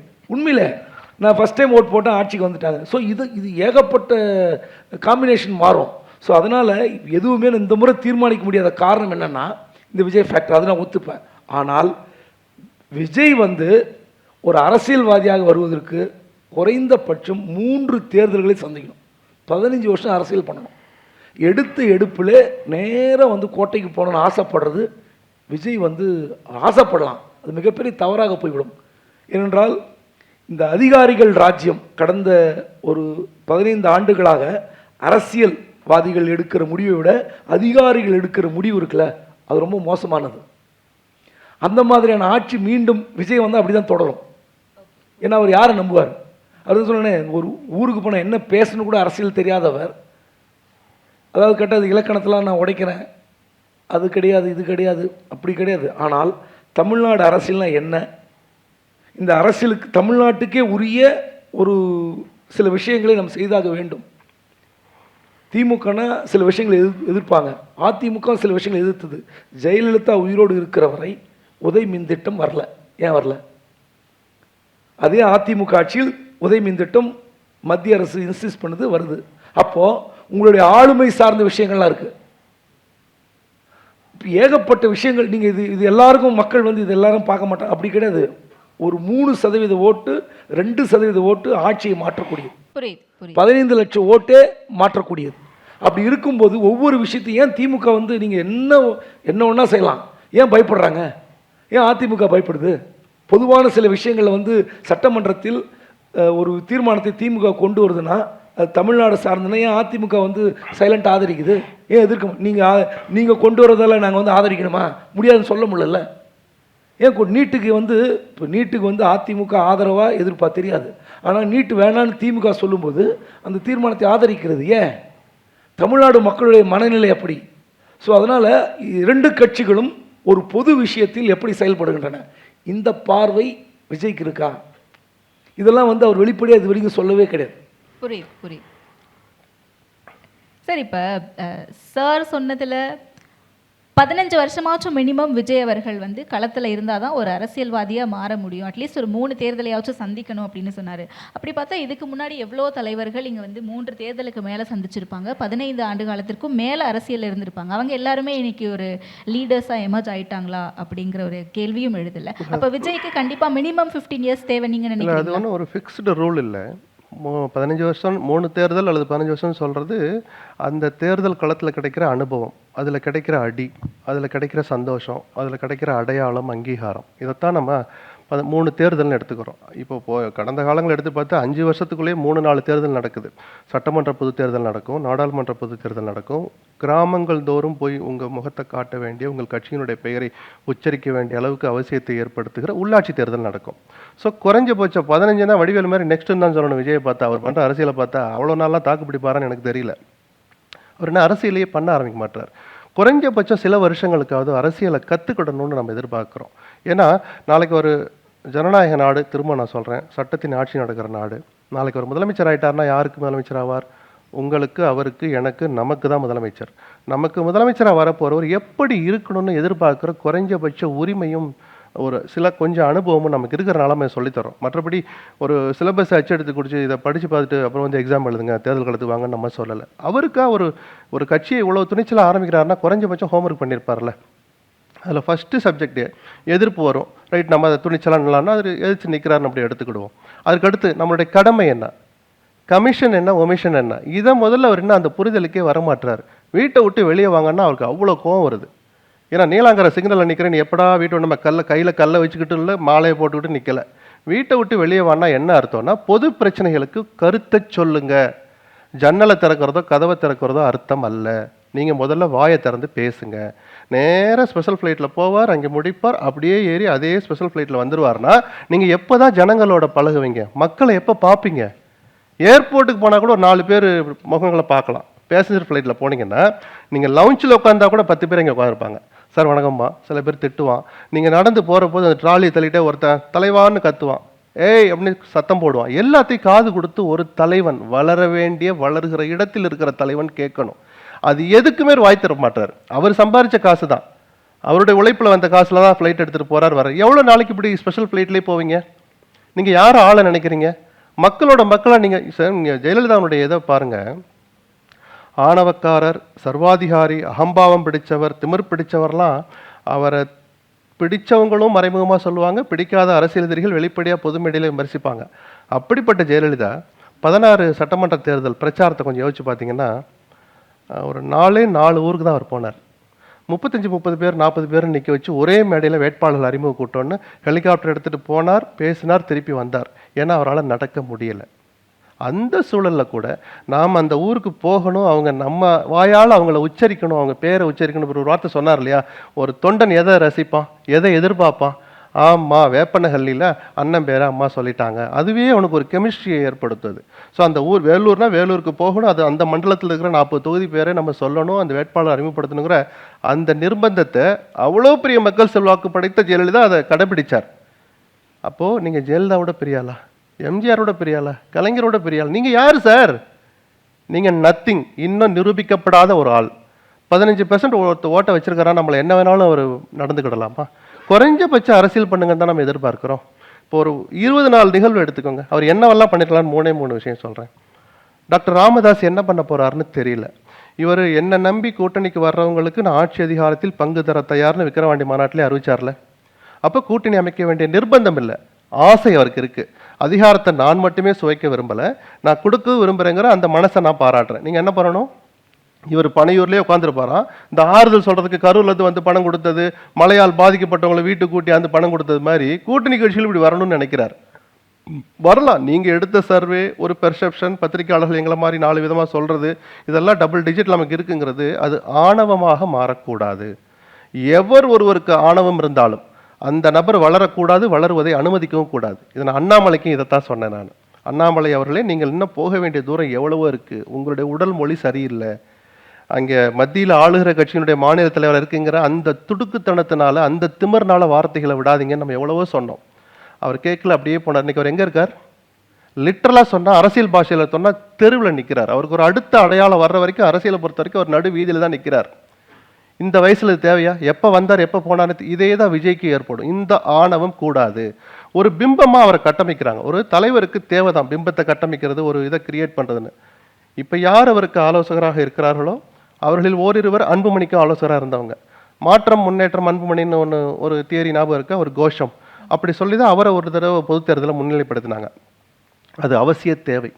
வட மாவட்டங்களில் குறிப்பாக வன்னியர்களை தாண்டி பிற சமுதாயத்தினருக்கு பிற ஏரியாக்களில் அன்புமணினா யாருன்னு தெரியாது, முகத்தை அவ்வளவு பார்த்ததில்லை, பரிச்சயம் இல்லைங்கிறவங்களுக்கு ஒரு பிம்பத்தை கட்டமைக்க வேண்டிய கட்டாயம் இருந்தது. ஆனால் முதல் சுற்றுல நான் என்ன சொன்னேன்? விஜய் ஒரு வீட்டுக்குள்ளே போய் உட்காந்துட்டார் ஒரு நடிகராக. இவர் தான் விஜய்னு போய் சொல்ல வேண்டிய அவசியமே இல்லை. பாதி பிரச்சாரம் முடிஞ்சிடுச்சு. அதுதான் எனக்கும் கேள்வி. களம் எப்படி இருக்குன்னு ஆரம்பிச்சு விஜயை பார்த்து இங்க இருக்கக்கூடிய கட்சிகளுக்கு ஏதோ ஒரு அச்சம் இருக்கு, இம்பாக்ட் கிரியேட் பண்ணுவாரு, ஸ்பாய்லரா இருப்பாரு அப்படிங்கறதுல தொடங்கி விஜய் மேல இவ்ளோ நெகட்டிவ் சொல்றோம்ல. அப்ப இவ்ளோ நெகட்டிவ்ஸ் இருந்தும் இங்க இல்ல என்ன நெகட்டிவ்? ஏதாவது ஒண்ணு சொல்லுங்க. விஜயை பத்தி நம்ம என்ன நெகட்டிவ் சொல்லுங்க? வெளியே வர மாட்டேங்க, வெளியே வாங்குங்கிறது ஒரு அறிவுரைங்க. இது என்னங்க நெகட்டிவ்? அதுதான் சொல்லு, வெளியே வான்னு சொல்றேன். நான் அந்த 3 நிகழ்வுல நான் சொல்லிடுறேன். அப்போ உங்களுக்கு ஆட்சி அமைக்கணும்னு ஆசை இருக்கு, அதிகாரத்துல பங்கு கொடுக்கணும்னு பெருந்தன்மை இருக்கு, பெரிய மனசு இருக்கு. டாக்டர் ராமதாஸ் என்ன முடிவு எடுக்காம இருக்கிறார், ஓபிஎஸ் என்ன முடிவு எடுக்காம இருக்கிறார், பிரேமலதா என்ன முடிவு எடுக்கல, சசிகலா விட்டுருவோம், அவங்க கட்சியை என்ன வச்சிருக்காங்கன்னு தெரியல. இந்த ராமதாஸ் 80 வயசை கடந்த பெரியவர். 1000 விமர்சனங்கள் இருந்தாலும் அவருடைய அறிக்கைகள்லாம் அறிவார்ந்த அறிக்கைகள்லாம் நிறைய விட்டுருக்கிறார். தமிழ்நாட்டு நலனுக்கு, தமிழர் நலனுக்குன்னு நிறைய பாடுபட்டவர் தான். வன்னியர் நலன் தாண்டி பிற சமுதாயத்து நலன்களுக்கும் கூட ராமதாஸ் குரல் கொடுத்திருக்கிறார். அப்படிப்பட்ட ஒருத்தர் இந்த மாதிரி என்ன முடிவெடுக்கிறேன்னு தெரியாமல் மகனால் பாதிக்கப்பட்டு அரசியல் ரீதியாக வீட்டில் இருக்கார்ல, நேராக தைலாபுரத்துக்கு போய் டாக்டர் நீங்கள் எப்படி இருக்கீங்கன்னு இவர் எதுவுமே பேச வேண்டாம், உள்ளுக்குள்ள நீங்கள் என்ன வேணாலும் பேசுங்க. டாக்டரை நான் நலம் விசாரிக்க வந்தேன்னு விஜய் தைலாபுரம் அந்த கேட்டில் தோட்டத்து வாசல்னு ஒரு பேட்டி கொடுக்கட்டும். அரசியல் தலைவரை அப்போதாங்க பரிணமிக்க முடியும். ராஜா வாயை திறந்தாலே என்ன வார்த்தை வரும்னு தெரியும். அவ்வளோ ஹார்ஸாக பேசுவார். முகம் சுளிக்க வைக்கிற அளவுக்கு, எரிச்சல் அடைகிற அளவுக்கு எதிரணியினரை வார்த்தைகளால் விளாசுகிற ராஜா, குறிப்பாக ஸ்டாலினை 4 நாள் முன்னாடி 2 நாள் முன்னாடி ஸ்டாலின் எனக்கு தெரிஞ்ச 2வது தடவை போய் பார்த்தாருன்னு நினைக்கிறேன். எதுக்கு போய் பார்க்குறாரு? அதுதாங்க தலைமை பண்பு. விஜய் இந்நேரம் ஹாஸ்பிட்டல் போயிருக்க வேண்டாமா? பிஜேபி என்னுடைய கொள்கை எதிரி, ஆனாலும் அவரை நான் மதிக்கிறேன், அவர் ஒரு மதிக்க தகுந்த நபர். இதே மாதிரி எந்த நிகழ்ச்சிக்கு விஜய் வர தயங்கினாரோ அந்த பொது நிகழ்ச்சியில் உடல்நலம் சரியில்லாமல் தான் அவர் போய் ஹாஸ்பிட்டலில் போய் அட்மிட் ஆனார். போய் பார்த்துட்டு வாங்க. டிஎன்பிசி எக்ஸாம் அவ்வளோ குளறுபடி நடந்தது. கிட்டத்தட்ட தமிழ்நாடு முழுக்க குளறுபடி. ஏதாவது ஒரு சென்டருக்கு போலீஸ் பெர்மிஷன் வாங்கணும் அவசியம் இல்லை. அந்த சென்டர் வாசலில் போய் நின்றுக்கிட்டு என்ன நடந்துச்சு, ஏது நடந்துச்சு, இது போராட்டம் நடத்தணும் அவசியமே இல்லை. நேற்று சேலத்தில் சொல்கிறார், நான் ஆட்சிக்கு வந்தாலும் போராடுவேன். எதுக்கு சார் நீங்கள் போராடுறீங்க? சார் நீங்கள் ஆட்சிக்கு வந்துட்டீங்க சார். இந்த புரிதல் தான் இன்னும் விஜய்க்கு வரல. ஆட்சிக்கு வந்தாச்சுன்னா போராடுறதுக்கு அவசியம் இல்லை. ஒத்துழைப்பு செய்ய வேண்டியதும் ஒத்துழைப்பு கொடுக்க வேண்டியதும் நயமாக நடந்துக்கிறதும் தான் உங்களுடைய பொறுப்பே தவிர, ஆட்சியில் அமர்ந்த பிறகு போராட்டத்துக்கு என்ன வேலை? கையெழுத்து போடுற இடத்துல நீங்களே இருக்கிறீங்களே. இவர் இப்போ போராட மாட்டாரா? ஆட்சி வந்தாலும் போராட தயங்க மாட்டேன்னு இந்த வெற்று சூளுரை தான் விஜய் மாற்றிக்கணும்னு நம்ம சொல்கிறோமே தவிர, அவரை பற்றி நெகட்டிவாக சொல்லணும்னு நம்ம நினைக்கலையே. நாளைக்கு என்னையும் ஆள போகிறாங்கனாலும் எனக்கு அந்த எதிர்பார்ப்பை நான் சொல்கிறேன். மக்களுடைய உணர்வுகளை பிரதிபலிக்கிற பத்திரிகையாளர்கள் நம்ம அந்த கருத்துக்களை சொல்கிறோம். எடுத்துக்கிட்டால் அவருக்கு நல்லது. இல்லாட்டி தேர்தல் முடிஞ்ச பிறகு இதே மாதிரி நிகழ்ச்சியில் நம்ம உட்காந்து பேச தான் போகிறோம். அப்போ புரிஞ்சுப்பீங்க நீங்கள் எதற்காக விஜயை பற்றி இவங்க இப்படி பேசுனாங்க அப்படின்னு. ஆனால் விஜய் அவர்கள் குறித்து பேசும்போது அவங்க என்ன விஷயம் சொன்னாலுமே அதை கிரிட்டிசிசம்ஸாக எடுத்துக்காமல் குறை சொல்கிற மாதிரியே தொடர்ந்து பேசிக்கிட்டே இருக்காங்களோன்ற ஒரு பெர்ஸ்பெக்டிவ் இருக்குல்ல சார். அப்போ தவறான புரிதலில் அவங்களும் இருக்கிறாங்க. அவர் அப்படி ஒரு பிம்பத்துக்குள்ளே கட்டமைச்சு வச்சுருக்கிறாங்க. சார் நீங்கள் போனால் நீங்கள் ஒரு ஆள் தான் சார் பேசணும். யார் சார் நீங்கள்? பெரிய கடவுளா நீங்கள்? இவர் சொன்னார் இல்லையா, ஒரு ஏரியாவுக்கு போனால் இந்த தொகுதியில் அவருடைய பேரை சொல்லணும், மாவட்ட செயலாளர் பேரை சொல்லணும். அந்த நிகழ்ச்சியை நடத்தினார்ல, எத்தனை 100 பேருடைய உழைப்பு அதில் இருக்குது தெரியுமா? யார் பேராக சொல்லியிருப்பாரா? ஒரு 10 பேர் பேரை சொல்லுங்கள், அவங்கள மேடைக்கு கூப்பிடுங்க. அது நின்று முன்னிருந்து அந்த மேற்பார்வை பார்த்த 4 நிர்வாகிகளை நீங்கள் வர்றதுக்கு முன்னாடி பேச விடுங்க. உங்கள் முன்னாடி பேசுறதுக்கு தான் நான் அவ்வளோ துடிப்பான். ஒரு துணை பொதுச்செயலாளரோ பொதுச்செயலாளர் இப்போ பதவியெல்லாம் வித்தியாசமாக கொடுத்து வச்சிருக்கிறார். ஒரு 4 பேரை அவர் மேடையில் இருக்கிற போது பேசினாதான் அவங்க பேசுகிறத அந்த ரசிகன் எப்படி ரசிக்கிறான், எதுக்கு கை தட்டினா, எதுக்கு மௌனமாக இருந்தான். ஒரு தலைவர், வளருகிற தலைவர் இதெல்லாம் பார்க்கணுங்க. எந்த தலைவர் இப்படிலாம் இருந்தாங்க நீங்கள் சொல்லுங்கள். 15 வருஷம் தான் காத்திருந்த தலைவர் யாராவது கேட்டிங்களே. மற்ற எல்லாரும் இப்படி ஆணவமாகவோ அல்லது மிக தன்னம்பிக்கைங்கிறது ஒரு தலைவனுக்கு இருக்கணும். அது ஒரு ஆபத்தான நேர்கோடு மாதிரி. உச்சபட்ச தன்னம்பிக்கைங்கிறது அடுத்த லைன் ஆபத்து. அது ஒரு ஸ்டெப்பு தாண்டிச்சுன்னா அது திமிராகவும் ஆணவமாகவும் மாறிடும், மமதையாக மாறும். எனக்கு தெரிஞ்ச அவருடைய பாடி லாங்குவேஜ் இப்போ ஆணவமும் மமதையும் தான் கலந்துருக்கு. இன்னசென்ஸுங்கிற போர்வையில் ஒளிஞ்சுக்கிட்டு அவர் இதை பண்ணுறார். இப்படிப்பட்ட விஜய் வளரவும் கூடாது, வளரவும் விடக்கூடாதுன்னு சொல்லுவேன். தன்னை மாற்றிக்கணும்னு நம்ம சொல்கிறோம். இவர் மக்களை தேடி போகணும், எல்லாம் நம்மளை தேடி வரணும்னு நினைச்சா அது ஆணவம். ஆணவத்திற்கு தமிழ்நாட்டில் இடம் இல்லை, இடம் இருக்கக்கூடாது. புரியுது, நம்ம பேசுவோம். குபேந்திரன் சார், தொடர்ந்து எலெக்ஷன் ஃபேக்டர் வரும்போதெல்லாம் ஆளும் கட்சியாக இருக்கவங்க ஒரு ஸ்ட்ராட்டஜி கையில் எடுப்பாங்க, எதிர்கட்சியாக இருக்கவங்க ஒரு ஸ்ட்ராட்டஜி கையில் எடுப்பாங்க. அப்படி பார்க்கும்போது திமுகவும் அதிமுகவும் இந்த தேர்தலை எப்படி அணுக போகிறாங்கன்னு நினைக்கிறீங்க? என்ன மாதிரியான சவால்கள் அவங்களுடைய கண்முன்னே இருக்குன்னு நினைக்கிறீங்க? திமுக 2வது முறையாக ஆட்சிக்கு வந்ததே இல்லை. 69 அண்ணா அவர்கள் விட்டு சென்ற பிறகு ஒரு குறைந்த காலம் கலைஞர் கருணாநிதி அவர்கள் முதலமைச்சராக இருந்தார். அப்புறம் பார்லிமெண்ட் தேர்தலோடு அந்த தேர்தலை வர வச்சுக்கிட்டு வந்த அந்த ஆட்சியை தவிர அதன் பிறகு திமுக 2வது முறையாக தொடர்ச்சியாக ஆட்சிக்கு வந்ததில்லை.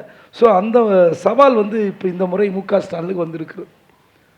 2வது, அதிமுகவில் எடப்பாடி பழனிசாமி அவர்கள் தேர்ந்தெடுக்க முதலமைச்சராக அவர் வரல. 2016 ஜெயலலிதா அவர்கள் முதலமைச்சரானார். இறந்த பிறகு தவிர்க்க முடியாத காரணங்களால் எடப்பாடி பழனிசாமி முதலமைச்சராக வந்தார். 4.5 வருஷம் இருந்தார். இப்போது முதல் முறையாக அவர் ப்ரூவ் பண்ணி வர வேண்டிய ஒரு கட்டாயம் அவருக்கு இருக்குது. ஸோ 2 பேரும் கூட்டணியை நம்பி இந்த முறை களத்தில் நிற்கிறார்கள். ஆனால் திமுகவில் இப்போ இந்த நிமிடம் வரை ஒரு காங்கிரஸ் பேச்சப்பாக இருக்கா? இல்லை. பேச்சுவார்த்தை குழு அமைக்கப்பட போகிறது. 22ஆம் தேதி வரப்போகிற இந்த நாட்கள் வரை பேச்சுவார்த்தை குழு அமைக்கப்படல. ஆனால் இன்னைக்கு காலையில் வரைக்கும் சண்டை நடக்குது. அந்த கட்சியினுடைய எம்பி, காங்கிரஸ் கட்சியினுடைய எம்பி போடுறாரு, எங்களுக்கு 40 இடங்கள் வேண்டும் அப்படிங்கிறார். உண்மையிலே காங்கிரஸ் கட்சியில் இப்படிலாம் கேட்பாங்க தான். ஆனால் அகில இந்திய அளவில் காங்கிரஸ் தலைவர் ராகுல் காந்தியை போய் திமுக எம்பி கனிமொழி பார்த்த பிறகும் சண்டை ஓயலை. அப்போது காங்கிரஸ் இருக்குமா இருக்காதான்றத ஒரு பார்வை மக்கள்கிட்ட எப்படி போய் சேரும்? எனக்கு தெரிஞ்சு இந்த நிமிடம் வரை காங்கிரஸ் வெளியே போகிறதுக்கு வாய்ப்பு இல்லை. 100% இங்கே தான் இருக்க போகிறத நான் நம்புகிறேன். ஆனால் எத்தனை இடங்களுக்கு காங்கிரஸ் செட்டில் ஆகும்? திமுகவுக்கு பெரிய சவால். ஏற்கனவே 25 இடங்கள் கொடுத்தாகிவிட்டது. இப்போ கூடுதலாக 40 கேட்குறாங்க, 30 35 ஏதோ ஒரு நம்பரில் முடியும். ஆனால் ஒருவேளை காங்கிரஸ் திமுக கூட்டணியில் வெளியே போகுது, திமுக பிளான் பி வச்சுருக்கோம், காங்கிரஸ் வெளியேறினால் போட்டோம். விஜய் வெயிட் பண்ணுறாருன்னு சொன்னாரே சார். யார் விஜய் பக்கம் போவாங்களான்னு தெரியாது எனக்கு. இப்போ ஆப்ஷன் விஜய் பக்கம்தான். ஆனால் காங்கிரஸ்க்கு ஒரு உண்மை தெரியும்ல, திமுகவில் கொடுக்குற எண்ணிக்கை குறைவாக அதிகமோ ஜெயிக்க வைக்கிறாங்க. அப்போது நீங்கள் 10 எம்பிக்கள், தமிழ்நாடு பாண்டிச்சேரி உள்ளிட்ட எம்பிக்களை நிற்க வைத்து ஜெயிக்க வைக்கிற கட்சி யார்? அப்போ நீங்கள் இப்போ 70 இடங்கள் தாவேக்கால கிடைக்கும் காங்கிரஸுக்கு. கண்டிப்பாக 70 இடங்கள். எவ்வளோ இடம் ஜெயிப்பீங்க? 25 இடங்கள் வாங்கி 18 இடங்கள் தான் காங்கிரஸ் ஜெயிச்சது 2021. அப்போது நீங்கள் அந்த 7 இடம் 8 இடம் தோக்குறீங்களே, அது தாவேக்கா கூட போனீங்கன்னா 70 இடங்கள் வாங்கி எத்தனை இடங்கள் உங்களால் வெற்றி பெற முடியும்? உறுதி சொல்ல முடியுமா? முடியாது. ஸோ காங்கிரஸுக்கு பயம் இருக்குது. ஆனால் அதே நேரத்தில் கூடுதல் இடங்கள் வாங்க வேண்டும் திமுக. அதை விஜயை வச்சுக்கிட்டு விஜய் கட்சியை வைத்து கொண்டு பேரம் பேசுகிற டெக்னிக் தான் காங்கிரஸ் இந்த நிமிடம் வரை செய்து கொண்டிருக்கிறது. வேறு ஒன்றுமே கிடையாது. ஸோ இது இந்த பிரச்சனை திமுகவில் இருக்குது. அந்த பக்கம் ஏற்கனவே பாஜக வந்துடுச்சு, பாமக கொஞ்சம் அப்பா வரல, மகன் விட்டார். தேமுதிக வருமா வராதா தெரியாது. புதிய தமிழன் கிருஷ்ணசாமி இதுவரை இன்னும் எஸ் நோ எதுவுமே சொல்லாமல் இருக்கார். ஸோ அங்கேயும் பிரச்சனை இருக்குது. ஸோ இந்த 2 கூட்டணிகள் செட்டில் ஆகிறதுக்கு இன்னும் ஒரு 15 நாட்கள் ஆகும். தேர்தல் அறிவிப்பு வருகிற ஒரு 2 நாட்களுக்கு முன்பு செட்டில் ஆகலாம். 2 கட்சிக்கும் சவால் என்னென்னா, திமுக கூட்டணி பலம், அடுத்து இந்த ஸ்கீம்ஸ் அந்த பலம், கட்டமைப்பு, பொருளாதார பலம், இதெல்லாம் இருந்தாலும் திமுக 2வது முறையாக ஆட்சிக்கு வரும் அப்படின்னு எந்த உத்தரவாதம் கிடையாது. ஏன்னா பணம் கொடுத்துட்டோம், பொங்கலுக்கு 3000 ரூபா கொடுத்துட்டோம், 5000 ரூபா கொடுத்துட்டோம். 2019 நான் வெளிப்படையாக பேசுகிறேன், பார்லிமெண்ட் தேர்தலில் அதிமுக ஓட்டுக்கு 100 ரூபா 200 ரூபா கொடுத்தாங்க. திமுக பணம் கொடுக்கல. 2019 தேர்தலில் திமுக வெற்றி பெற்றது. 2021 10 வருஷம் ஆளுங்கட்சியிலே இல்லை திமுக, பெரிய பொருளாதார நெருக்கடி, 100 ரூபா கொடுத்தாங்க. அதிமுக 200 ரூபா கொடுத்தாங்க, 300 ரூபா கொடுத்தாங்க. அதிமுக தோற்றது. ஸோ பணம் கொடுத்தால் தொடர்ச்சியாக ஆட்சிக்கு வந்துவிட முடியும் அப்படின்ற தியரி கிடையாது. ஸோ இது 2 கட்சிக்கும் தெரியும். அப்போ ஏதோ ஒரு ஆட்சி மாற்றத்துக்கு மக்கள் ஒவ்வொரு முறையும் தயாராக இருக்கிறார்கள். 2016 அதிமுக ஆட்சி வந்ததுக்கு காரணம் அந்த நேரத்தில் ஏற்பட்ட மக்கள் நல கூட்டணி. அந்த மக்கள் நல கூட்டணி மட்டும் அமையவில்லை என்றால், அதாவது விஜயகாந்த் அவர்கள் திமுக கூட்டணிக்கு வந்து விடுவார் என்று நம்பிக்கொண்டிருந்த நேரத்தில் அந்த கூட்டணி வெளியே போய்விட்டது. ஒருவேளை தேமுதிக இங்கே வந்திருந்தால் திமுக ஆட்சிக்கு வந்திருக்கும். ஸோ அதனால் நிறைய கூட்டணி விஷயங்கள் நிறைய இருக்குது, நிறைய பிரச்சனை. 2 கட்சிக்கு சவால் இருக்குது. அதனால் இந்த கட்சி வந்துவிடும், இந்த கட்சி தோற்றுவிடும், இந்த கூட்டணி தோற்றுவிடும்லாம் எந்த உறுதியும் சொல்லவே முடியாது. 2 கூட்டணியிலும் பிரச்சனைகள் இருக்கின்றன. இதையெல்லாம் முன்கூட்டியே அதெல்லாம் ஒரு 30 நாளில் சரியாக போயிடும். அந்த இன்னும் சொல்ல போனால் ஒரே கட்சியில் வேட்பாளர் நானும் அவரும் கேட்டிருப்போம், யாரோ ஒருத்தருக்கு சீட்டு கிடச்சிருக்கோம், கடைசியில் பெரிய சண்டை இருக்கும். அந்த சண்டையை சமாதானப்படுத்தி அவர் எனக்கு வேலை செய்கிறதில்ல, நான் அவருக்கு வேலை செய்கிற அளவுக்கோ தலைமை உத்தரவு போடும், உங்களுக்கு வேறு பதவி தரோம், தேர்தல் முடியட்டும்னு சொல்லி அவரை சமாதானப்படுத்தி வேலை வாங்குவோம். ஏகப்பட்ட அரசியல் வேலைகள் இருக்கின்றன. ஆனால் இந்த தேர்தலில் இந்த கூட்டணி வெற்றி பெற்று ஆட்சிக்கு வரும் என்று யாராலும் கணிக்க முடியாது. விஜய் ஒரு ஸ்பாய்லர். அதை கடந்து நாம் தமிழர் கடந்த முறை வாங்கிய 8% மேலே வாக்கு வாங்க மாட்டார். அவருக்கும் குறையும். நான் சொன்னல, அதிமுகலாம் குறையும், இந்த கூட்டணி குறையும், திமுக கூட்டணி குறையும், நாம் தமிழருக்கும் குறையும்.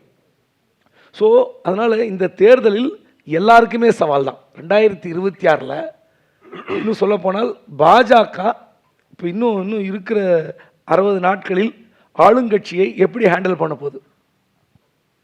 என்ன மாதிரி நடவடிக்கை எடுக்க போகிறது, வழக்குகள் பல்வேறு விவகாரங்களில் எப்படி வந்து அணுகப் போகிறது, திமுகவுக்கு என்ன மாதிரி நெருக்கடி வரப்போகிறது யாருக்கும் தெரியாது. ஸோ இதுவுமே தாக்கம் ஏற்படும் தேர்தலில். அது பாஜக அதிமுக கூட்டணி இருக்கும்போது அதிமுக அழுத்தம் கொடுக்கலாம். நீங்கள் திமுகவுக்கு இப்படிலாம் நெருக்கடி கொடுத்தால்தான் நாங்கள் பிரச்சாரம் செய்ய வசதியாக இருக்கும், ஆளுங்கட்சி இவ்வளோ தவறுகள் செய்திருக்கின்றன, இந்த தவறுகளை நாங்கள் பட்டியல் போடுவதற்கு வாய்ப்பு இருக்கும், நீங்கள் நெருக்கடி கொடுங்கன்னு சொல்லலாம். ஸோ ரெண்டு பக்கம் இருக்குது. அதை எப்படி சமாளிப்பது என்பது திமுகவுக்கும் தெரியும். ஏன்னா இது வரைக்கும் ஏற்கனவே பல நெருக்கடிகளை திமுக சமாளித்து இருக்கிறது, பல்வேறு வழக்குகளை பார்த்துருக்கிறது. இதில் வந்து இந்த வழக்குகள்லாம் வந்து டெல்லியிலுக்கு போனால் என்ன ஆகும் நம்ம பார்த்துருக்குறோம். அதனால் இந்த முறை திமுக கூட்டணிக்கும் கடும் சவால், அதிமுக கூட்டணிக்கும் கடும் சவால். சார், உங்களுடைய பெர்ஸ்பெக்டிவ் என்ன சார்? ரெண்டு கட்சிகளுக்கும் இருக்கக்கூடிய இல்லை ரெண்டு கூட்டணிக்கும் இருக்கக்கூடிய சவால்கள் என்னென்ன அப்படின்னு நீங்கள் நினைக்கிறீங்க? சீமானுக்கும் கூட சவால் இருக்குல்ல, ஏன் ரெண்டுன்னு சொல்லுறீங்க? எல்லாருக்குமே சவால் தானே. ஒரு கிட்டத்தட்ட 15 ஆண்டுகளுக்கு பிறகு தான் அவருக்கு முதல் அங்கீகாரம் இந்த நாடாளுமன்ற தேர்தலில் இப்போ கிடைச்சது. 8.59% வாக்குகள் வாங்கி தன் கட்சிக்கு அங்கீகாரத்தை பெறுவதற்கு ஒரு 15 ஆண்டுகள் போராட வேண்டியிருந்தது. ஏன்னா இந்த சினிமா கவர்ச்சி எடுத்துட்டா கூட விஜய் விட அவருக்கு குறைவுதான் ஒன்று சொல்லலாம்.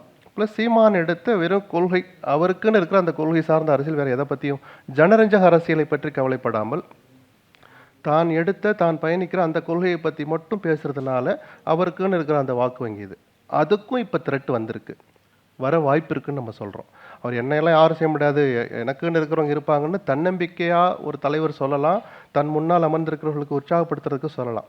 நிஜம் என்னென்னா, இப்போ யாரெல்லாம் இளைஞர் பட்டாளத்தை வைத்திருந்தார்களோ அவர்கள் எல்லார்ட்ட இருந்தும் விஜய் கிட்ட போகிறதுனால எல்லோருக்குமே திமுக இளைஞரணியில் இருந்தவனும் விஜய் கிட்ட போயிருப்பான், அல்லது இளைஞரணியில் சேரலாம்னு நினச்சிருந்தவனும் போயிருப்பான். ஆளுங்கட்சி விட்டு எப்படி போவாங்க? அப்படிலாம் பார்க்க முடியாது. அதை அந்த வகையில் வரப்போகிற தேர்தலில் முதலமைச்சர் ஆகிறதுக்கு வாழ்த்துக்கள். சீமானுக்கும் அந்த உரிமை இருக்குது, தகுதி இருக்குது, இது ஜனநாயக நாடு.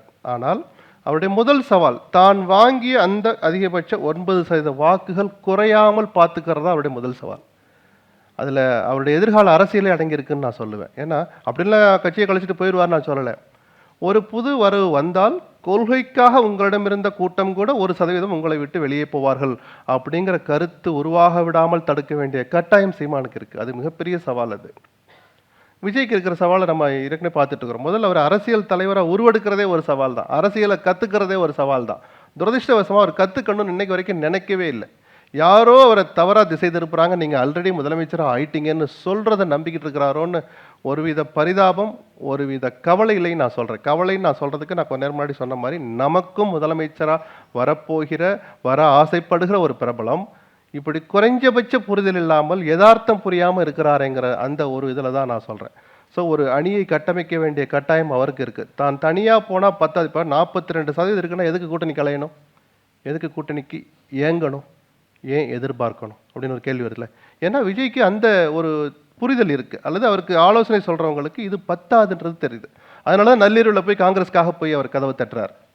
தப்பு இல்லை, ஏன்னா மற்ற எல்லார் மேலேயும் ஒருவித இமேஜ் இருக்குது. பிஜேபி கொள்கை எதிரின்னு சொல்லிட்டோம், ஸோ ஒரே ஆப்ஷன் காங்கிரஸ் தான், அது வந்து ஹார்ம்லெஸ் அப்படின்ற அந்த பார்வை பார்த்து, ப்ளஸ் சிறுபான்மையினர் இயல்பாகவே காங்கிரஸ் கிட்ட ஒரு பிரியமாக இருப்பாங்கங்கிற அந்த புரிதலோடு தான் அவர் அந்த முயற்சியை எடுக்கிறார். எதுக்காக? அப்போ இப்படி ஒரு காங்கிரஸ் மாதிரி மேலும் சில கட்சிகளை தன் அணியில் சேர்க்க வேண்டிய கட்டாயத்தை ஒரு சவாலாக தான் நான் பார்க்குறேன். ஏன்னா திமுகலேருந்து உருவ முடியுமான்னு பார்த்தாங்க, திருமாவளவனை நோக்கி அவர் அங்கிருந்தால் கூட அவருடைய உணர்வெல்லாம் இங்கே தான் இருக்கலாம் விகடன் மேடையில் பேசினார்ல, இல்லை இதுக்கு அதை கொஞ்சம் அசைச்சு பார்க்கலாம், அசைச்சா நம்ம பக்கம் இழுத்து பார்க்கலாம் அப்படிங்கிற அந்த எதிர்பார்ப்பு தானே. இதை ஒரு சவாலாக பார்த்தோன்னா விஜய்க்கும் அந்த கட்டாயம் இருக்குது. மற்ற 2 பேருக்கும் இருக்கிற சவால்கள் அவர் சொன்னார். கடந்த 3 பொது தேர்தல்களில் முழுமையான வெற்றியை பெற்ற ஸ்டாலின் அந்த சவாலை சுலபமாக கையாண்டார். கூட்டணி கட்சிகளை சமாளிப்பது, ஒரு கட்டுக்குள்ளே வைக்கிறது. எல்லாரும் 6 வாங்கிக்கங்கிற போது சத்தமெல்லாம் வாங்கிட்டு போயிட்டாங்க. இப்போ அந்த 6 சீட்டை அவங்க அப்படி வாங்குகிற நிலைமையில் இல்லை. எனக்கு இரட்டை இலக்கம் வேணுங்கிறதுல திருமாவளவன் உறுதியாக இருப்பார். பிரேமலதா உள்ளே வர்றதுக்கு முன்னாடியே எனக்கு இரட்டை இலக்கத்தில் தான் வரணுன்ற கண்டிஷன் போட்டுக்கிட்டு தான் இன்றைக்கு வரைக்கும் பேச்சுவார்த்தையை தொடர்ந்துட்டு இருக்குது அந்த கட்சி. இடதுசாரிகளும் நாங்கள் என்ன அப்படி குறைஞ்சி போயிட்டோன்னு ஒரு கேள்வி எழுப்புவாங்க. இவங்க அத்தனை பேருடைய எதிர்பார்ப்புகளை முடிஞ்ச அளவுக்கு ஏற்றுக்கிட்டு முடியாததை அவர்களை ஏற்க செய்கிறது, இதுதான் தலைமை பண்பு, ஒரு தலைவருக்குரிய ஒரு திறமைன்னு நம்ம சொல்லுவோம். அது கடந்த 3 தேர்தல்களில் சுலபமாக கைவரப்பெற்றது ஸ்டாலினுக்கு. இந்த தேர்தல் மிகப்பெரிய சவாலாக இருக்கும். காங்கிரஸை ஒருவேளை கூட்டணியில் தொடர வாய்ப்பு இருக்குது. அவர்களை சமாளிப்பது மிகப்பெரிய சவால் தான். முதல்ல இந்த தனிநபர், காங்கிரஸ் கட்சியுடைய கருத்தை நான் எடுத்துக்க மாட்டேன், மாணிக் தாகூருடைய கருத்தை. அவர் காங்கிரஸ் எம்பி தான், அவருக்கு எந்த அதிகாரமும் இல்லை. இன்னும் வெளிப்படையாக சொன்னால் செல்வப்பிரதிகைக்கு அந்த அதிகாரம் கிடையாது. அவர் நினைக்கிறத போய் அகில இந்திய தலைமையில் சொல்கிறதுக்கு தான் அவருக்கு அதிகாரம் இருக்குது. அவருக்கு இருக்கிற அதிகாரம் கூட மாணிக் தாக்கூருக்கு இல்லாத போது ஊடகங்களுடைய அந்த ஒரு பரபரப்புக்காக தான் அவருடைய கருத்து பேசப்படே தவிர அவர் இந்த மாதிரி கிளைம் பண்ணுற ஒரு காங்கிரஸ் தொண்டனாக தன் கட்சிக்கு என்ன வேணும்னு கேட்குற உரிமை மாணிக் தாக்கூருக்கு 100% இருக்குது. ஆனால் பொது வெளியில் அல்ல. அகில இந்திய தலைமை அந்த கேசி வேணுகோபால் மூலமாக பொதுச்செயலாளர் மூலமாக ஒரு அறிக்கை வெளியிட்டு பேட்டி கொடுத்து இனிமேல் கூட்டணி சம்பந்தமாக யாரும் பேசக்கூடாதுன்னு சொன்ன பிறகு மாணிக் தாக்கூர் இன்னைக்கு காலையில் ஒரு ட்வீட் போடுறார். கட்சி கட்டுப்பாடுங்கிறது காங்கிரஸ் சுத்தமாக கிடையாது. எந்த விஷயத்தில் தெரியுமா? அந்த கட்சியினுடைய மாநில தலைவராக இருக்கிறவருக்கு எதிராக கோஷ்டிகள் கிளம்புவாங்க. ஆனால் கொள்கை சார்ந்து தேர்தல் பிரச்சனைகளில் இத்தனை பேர் இவ்வளோ பொது வழியில் ஒரு கருத்தை சொல்லி குழப்பத்தை ஏற்படுத்தியது எனக்கு தெரிஞ்சு கடந்த 30 ஆண்டுகளில் தமிழ்நாட்டில் கிடையாது. ஆளுக்கு கருத்து சொன்னதே கிடையாது. திண்டிவன ராமமூர்த்தி தலைவராக அவருக்கு எதிராக 10 பேர் அவரை மாற்றுற வரைக்கும் நாங்கள் சென்னைக்கு திரும்ப மாட்டோம், டெல்லியில் போய் டேரா போடுவாங்க.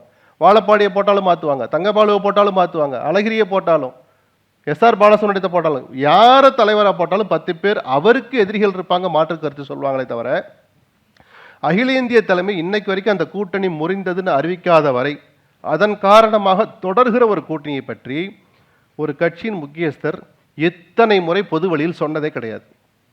இப்பதான் ராகுலுடைய ஒமிஷனை பத்தி நம்ம கவனிக்க வேண்டியிருக்கு. யாரோ சொல்லுவாங்க, அதெல்லாம் பதில் சொல்ல முடியுமா?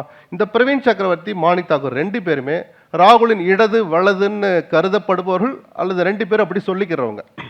அப்போ ராகுல் குறைஞ்சபட்சம் ஒரு ட்வீட் வெளியில் நம்ம எல்லாம் புரிஞ்சுக்கிற மாதிரி இன்னைக்கு வரைக்கும் அதை கண்டிக்க மாட்டார். அகில இந்திய தலைமை சொன்ன பிறகு எதுக்காக இப்படி பேசுனீங்க கேட்கவே இல்லை. இதை சமாளிக்கிறதா ஸ்டாலினுக்கு பெரிய சவால். ஸோ அதிமுகவுக்கு ஏற்கனவே இருக்குது. தினகரனை ஏற்றுக்கிட்டார். ஒரு மேடையில் இருக்கிறத ஏற்றுக்கிறதுக்கே எடப்பாடிக்கு ஒரு பெருந்தன்மை வரணும், பெரிய மனசு வரணும், மனமாற்றம் வரணும். இது 3மே வந்ததுனால தான் அன்பு சகோதரர் தினகரன் ஒரு ட்வீட் போட்டார். மனதார வரவேற்கிறேன்னார். நாங்கள் அம்மாவின் பிள்ளைகள்னு ஒரு சின்ன கேப்புக்கு அப்புறம் ஒத்துக்கிட்டார். உண்மையாக அதுதான். 2 பேரும் அந்த அம்மாவால் அடையாளப்படுத்தப்பட்டவங்க, அவரால் வளர்ந்தவங்க தான். இந்த புரிதல் இருக்குல்ல, இது இன்னும் ஓபிஎஸ் வரைக்கும் எக்ஸ்டெண்ட் ஆகுமா, சசிகலா வரைக்கும் எக்ஸ்டெண்ட் ஆகுமா?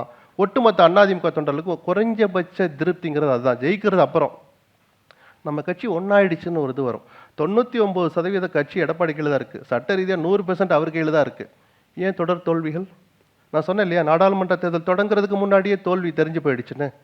தொண்டர்கள் உற்சாகமாக இல்லை. அந்த உற்சாகத்தை ஏற்படுத்த வேண்டிய கட்டாயம் முதல்ல எடப்பாடிக்கு இருக்குது. அதுக்கப்புறம் தான் கூடுதலாக தன் அணிக்கு கட்சிகளை சேர்ப்பதுன்னு சவால்கள் 4 பேருக்குமே இருக்குது. 2 பேருடைய பர்ஸ்பெக்டிவ்ஸையும் ரொம்ப அழகாக சொன்னீங்க. ஒரு குட்டி செக்மெண்ட் மட்டும் பார்த்துடலாமா சார்? என் கையில் ஒரு பவுல் இருக்குது சார். இதில் நிறைய தலைவர்களுடைய பெயர்களை வந்து எழுதி போட்டிருக்கேன். இப்போ நீங்கள் ரேண்டமாக ஒரு பேப்பர் எடுத்து யாருடைய பேர் வருதோ அவங்கள பற்றி பாசிட்டிவ்ஸ் அண்ட் நெகட்டிவ்ஸ் 2மே சொல்லணும். ஓகேவா சார்?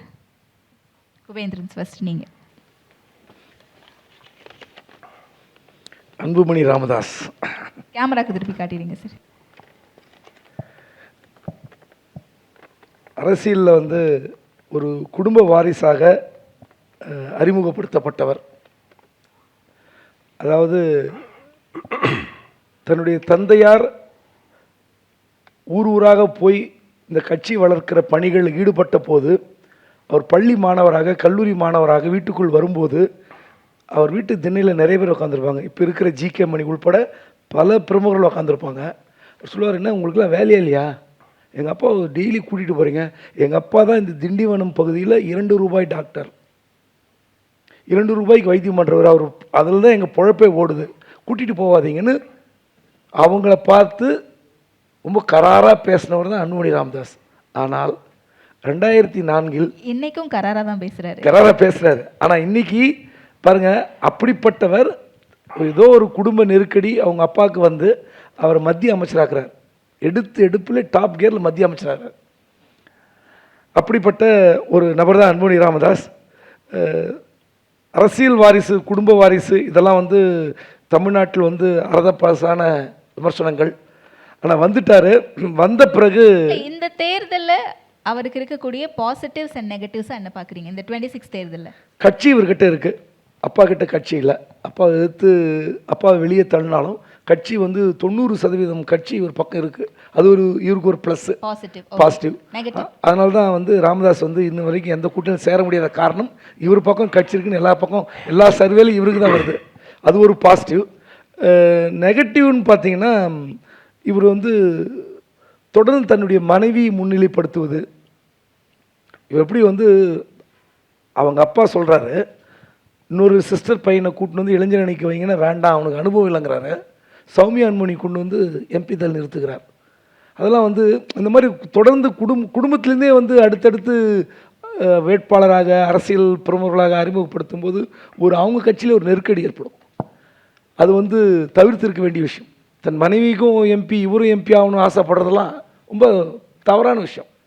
ஸோ இப்போ அது ஒன்று. நெகட்டிவ்னு பார்த்தீங்கன்னா மீண்டும் மீண்டும் வந்து இப்போ வந்து தமிழ்நாட்டில் எந்த ஜாதி கட்சியும் வலிமையான கட்சியாக மாறக்கூடாது என்பது நான் உறுதியாக இருக்கிறேன். ஏன்னா அது வந்து நல்லதல்ல. இந்த ஒரு கட்சி தான் தொடர்ந்து ஒரு 30 ஆண்டுகளுக்கு மேலாக ஜாதிய கட்சியாக தொடர்ந்து இருக்கிறது. இந்த கட்சிக்கும் 2011 பெரிய சரிவு. நினைத்த மாதிரிலாம் இவங்களால ஜெயிக்க முடியல 2011. ஸோ ஜாதி கட்சிக்கு ஒரு பெரிதாக ஸ்கோப் இல்லைன்ற உணர்த்தக்கூடிய ஒரு விஷயம் இவங்களுக்கு தெரிஞ்சிருக்கு. ஸோ இவங்க வந்து அந்த ஜாதி கட்சியை மாறி ஒரு பொது கட்சியாக வரணும். வெறும் வட மாவட்டங்களுக்கு எங்களுடைய இப்போ ஜாதி கட்சியாக இருந்துக்கிட்டு ஜாதி சங்கத்தையும் வச்சுக்கிட்டு பேரலல் ரன் பண்ணும்போது இருக்கிற பிரச்சனை என்னென்னா, அந்த மாவட்டங்களில் அந்த பகுதிகளில் இருக்கிற மற்ற சமூகத்தினர் வந்து இவங்க மீது அச்சப்படுவார்கள். ஸோ அப்படிப்பட்ட ஒரு அச்சம் அதை வந்து மறையணும்னா இவர் வந்து அந்த தளத்திலிருந்து வேறு இடத்துக்கு வரணும். ஓகே, அதுதான் நெகட்டிவ். சார், நல்ல பேராக வரணும். ஓபிஎஸ் நான் நினச்சேன். நல்ல வேளை நான் தப்பிச்சேன். இல்லை, ஏன் நீங்கள் தப்பிச்சிங்க? அவர் பேசி முடிக்கிட்டோம். சமீப சில மாதமாக நான் கொடுக்குற பேட்டியிலலாம் ஏதோ ஓபிஎஸ்க்கு ஆதரவாக பேசுகிற மாதிரி ஒரு கருத்து இருக்குது. காரணம் அது இல்லை, பாதிக்கப்படுகிற நபர்களுக்கு குரல் கொடுக்கணும்னு அந்த அடிப்படை விஷயத்தில் தான் ஓபிஎஸ்ஸை பற்றி நான் பேசியிருப்பேன். அந்த பரிதாபம்னு எடுத்துக்கிறீங்களா, இல்லை அது ஒரு பச்சாதாபம்னு எடுத்துக்கிறதா, இல்லை அவரை பற்றின என்னுடைய ஒரு மென்மையான பார்வை எடுத்துக்கிறீங்களா, இல்லை கோபத்தை மென்மையாக காட்டணும், என்ன வேணாலும் எடுத்துக்கோங்க. இதற்கு காரணம் ஓபிஎஸ் தான். ஜெயலலிதாவுடைய மரணத்திற்கு பிறகு, அதாவது சாதாரணமாக ஒரு நகராட்சி தலைவராக இருந்தவர், அதை ஆக்குனதும் ஜெயலலிதா தான் பெரியகுளத்தில்.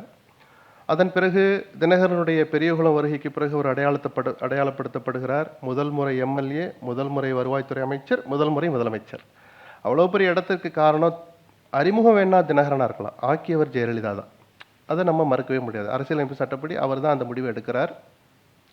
அப்படி அவரால் 3 முறை அடையாளப்படுத்தப்பட்டு அந்த பதவியில் அமர வைக்கப்பட்ட ஓபிஎஸ் ஜெயலலிதாவுடைய மரணத்திற்கு பிறகு அந்த இயக்கத்தை பிளவுபடுத்துவதற்கான முதல் பிள்ளையார் சொல்லியை போட்டது தான் காலம் செய்த கோலம்னு சொல்லுவேன். அது ஒரு பாவச் செயல்னு நான் அதில் நம்பிக்கை உள்ளவனாக சொல்கிறேன். தன்னை வளர்த்து ஆளாக்கிய, அடையாளப்படுத்திய, அங்கீகாரம் தந்த இயக்கத்திற்கு செய்த துரோகம் தான் சொல்லுவேன்.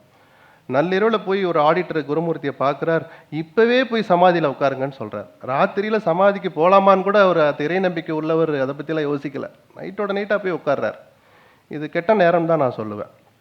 அப்படி அதிமுகவின் பிளவுக்கு முதல் பிள்ளையார் சொல்லியை போட்ட ஓபிஎஸ் தர்ம யுத்தத்தை தொடங்கி, அது பிஜேபி தான் அதை செஞ்சாங்கிறது ஊரறிஞ்ச ரகசியம். அதே பிஜேபியை சேர்ந்த பிரதமர் மோடி தன்னிடம் நேரடியாக ஃபோனில் பேசி கொஞ்சம் சேர்ந்துக்கோங்கன்னு சொல்லி தர்ம யுத்தத்தை முடித்து சேர்ந்து 4 வருஷம் ஆட்சியில் இருந்து எல்லா தவறுகள் ப்ளஸ் நல்லதுகள் சாதனைகள் எல்லாத்துக்கும் துணை போய் திரும்ப ஒரு தர்ம யுத்தம் 2 இப்போ ஒன்று ஆரம்பிச்சிருக்கிறார். அப்படி செய்தவரே என்னுடைய இறுதி காலத்தில் என் மீது அதிமுக கொடி தான் பொருத்தப்படணும்லாம் நெருக்கமானவங்ககிட்ட சொல்கிறார். ஏதோ ஒன்று ஒரு மனசை உறுத்த ஆரம்பிச்சிடுச்சு. நான் திரும்ப சொல்கிறேன், அதுல எல்லாம் நம்பிக்கை உள்ள ஆளாக நான் இதை பேசுகிறேன். அரசியலுங்கிறது அப்புறம். எந்தவித நிபந்தனையும் இல்லாமல் நான் அதிமுகவில் இணைய தயார்னு ஒருத்தர் சொன்ன பிறகு, நான் செய்தது தவறுதான், தவறை நான் உணர்ந்து விட்டேன், நான் செய்தது பாவம்தான், பாவத்துக்கு பரிகாரம் தேட என்னை அனுமதியுங்கள் அப்படிங்கிற அந்த அர்த்தத்தை தான் நான் அவருடைய ஒவ்வொரு வார்த்தையிலையும் கவனிக்கிறேன். இன்றைக்கி நம்ம எள்ளி நகையாடலாம் ஓபிஎஸ்ஸை பார்த்து. அதே ஓபிஎஸ் ராம்நாட்டில் போய் நிற்கிற போது 4 பேர் கூட இல்லைன்னு சொன்னவர் தான் எடப்பாடி. உதயகுமார் 10 தடவை சொன்னார் ப்ரெஸ் மீட் வச்சு, 4 பேர் கூட அவரோட 40 ஓட்டு கூட வாங்க மாட்டார்னு. அப்படி ஒரு பலவீனமானவராக அவர்களாலேயே உருவப்படுத்தப்பட்ட பிறகும் கூடுதலாக 5 ஓபிஎஸ்ஸை கண்டுபிடிச்சு, பன்னீர்செல்வம்னே 5 பேரை கண்டுபிடிச்சு சுயேட்சையாகவே ராமநாதபுரத்தில் போட்டியிட வச்ச பிறகும் அந்த 6 பேருக்கும் என்ன சின்னம் அப்படின்னு தெரிஞ்சு, அதில் இந்த முன்னாள் முதலமைச்சராக இருந்த ஓபிஎஸ்க்கு பலாப்பழ சின்னந்தான்னு கிராமங்கள் நிறைந்த ராமநாதபுரம் தொகுதியில் அந்த மக்கள் தேர்ந்தெடுத்து அவர் மேலே அந்த நம்பிக்கை வச்சு ஓட்டு போடுறாங்கன்னா பணம் மட்டுமே காரணம் அல்ல. அவர் மேலே இருக்கிற சமுதாய பற்று, ஒரு மரியாதை, பிரச்சாரம், என்ன பல காரணங்கள் இருக்கலாம். அதில் எதுவுமே இன்னும் முழுமையாக குறைஞ்சு போயிடலன்னு இன்னைக்கும் நான் நம்புறதுனால தான் அவர் ஒரு பரிதாப பார்வையை நான் பார்க்குறேன். ஒருவர் தான் செஞ்சதெல்லாம் தவறுங்கிறத மறைமுகமாக சொல்லி எந்த நிபந்தனையும் எனக்கு இல்லைன்னு சொன்ன பிறகும் அவராலும் வளர்க்கப்பட்ட இயக்கம் தான் இது. ஏன்னா ஜெயலலிதா காலத்தில் பார்த்தீங்கன்னா 5 அணி 4 அணிலாம் தொடர்ந்து வச்சுக்கிட்டே இருப்பார். அவர் எங்கேயும் இன்ட்ராக்ஷன் வச்சுக்க மாட்டார். மாவட்ட செயலாளர் நியமனம், ஒருத்தரை மாற்றிட்டு யாரை போடணும், 3 பேர் லிஸ்ட்டை கொடுங்கன்னா அந்த 3 பேர் லிஸ்ட்டை தயாரிக்கிற ஒவ்வொரு குழுவிலையும் எல்லா காலமும் ஜெயலலிதா மரணம் வரைக்கும் இருந்தவர் ஓபிஎஸ். அப்போ இந்த அதிமுக வளர்ச்சியில் அவருக்கும் பங்கு இருக்குது, வீழ்ச்சியிலையும் பங்கு இருக்குது, அதை நான் மறுக்கலை. அதையெல்லாம் நினச்சி பார்த்தாவது இவரை கொஞ்சம் ஒரு பார்வை பாருங்களேன் அப்படிங்கிறது தான் எடப்பாடிக்கு சொல்ல வேண்டியிருக்கு. நான் இந்த இடத்தில் சொல்வதை பிஜேபி மறைமுகமாக தொடர்ந்து சொல்லிக்கிட்டு இருக்கிறதா ஒரு தகவல்.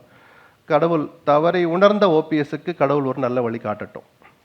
எலெக்ஷனில் அவருக்கு இருக்கக்கூடிய நெகட்டிவ் இல்லை, ஒரு இடத்துல போய் சேர்றது, எந்த இடத்துல செட்டில் ஆகுங்கிறதே அவருக்கு சவால் தானே. இப்போது திமுகவுக்கு போயிடுவாரோ அப்படிங்கிற வாதத்தை பொது வெளியில் வரவழைச்சதே ஓபிஎஸ்க்கு ஏற்பட்ட அவமானம் தான். உங்களை 3 முறை முதலமைச்சராக அமர வைத்து அழகு பார்த்த அந்த கட்சி இன்னைக்கும் உயிரோடு இருக்கிற போது பலமாக இருக்கா பலவீனமாக இருக்காங்கிறது வேற. அந்த இயக்கம் இருக்குது, அதற்கான முயற்சிகளை தொடருங்க. இல்லை சிலருடைய பிடிவாதத்தால், திமிரால், தப்பு கணக்கால் உங்களை ஏற்க மறுத்தால் ஒரு தேர்தல் ஒதுங்கிருங்க. இப்போ என்ன பெரிய அரசியல் கெட்டு போக போகுது? ஓபிஎஸ் போட்டியிடலைன்னா தமிழ்நாட்டுடைய எதிர்காலம் இருண்ட காலமாக மாறிடும். யார் சொன்னா? ஒரு தேர்தல் அமைதியாக இருங்க. 3 தடவை அனுபவிச்சுட்டேன். இனிமேல் ஏதாவது பார்க்க வேண்டிய பதவி இருக்கா? திமுகவுக்கு போனால் சபாநாயகர் ஆக்க போகிறதா ஒரு தகவல் இருக்குது, அவை முன்னவர் ஆக்க போகிறதா ஒரு தகவல் இருக்குது. துரைமுருகனுக்கு உடம்பு சரியில்லை, இதெல்லாம் நீங்கள் பார்க்காத பதவியா? அவை முன்னவர் அவர் ஏற்கனவே இருந்தவர் தான், சபாநாயகருக்கும் மேலே முதலமைச்சராகவும் இருந்தவர் தான். இன்னும் எதை புதுசாக பார்க்க போகிறார்? ஸோ நேர் எதிராக இருக்கிற திமுகவில் சேருவாரா அப்படிங்கிற கேள்வியை எழுப்புகிற அளவுக்கு ஒரு சூழலை ஏற்படுத்தியதே அவருக்கு ஏற்பட்ட ஒரு அவமானமாக தான் பார்க்குறேன்னு நான் திரும்ப சொல்ல விரும்புகிறேன். இதை கடந்து வர்றது தான் அவருக்கு மிகப்பெரிய சவால். ஓகே, ரொம்ப நிதானமாக பதில்களை 2 பேரும் மாறி மாறி பகிர்ந்துக்கிட்டீங்க இந்த பேனல் டிஸ்கஷனில். நேரத்திற்கு ரொம்ப நன்றி சார். நன்றி. தேங்க்யூ.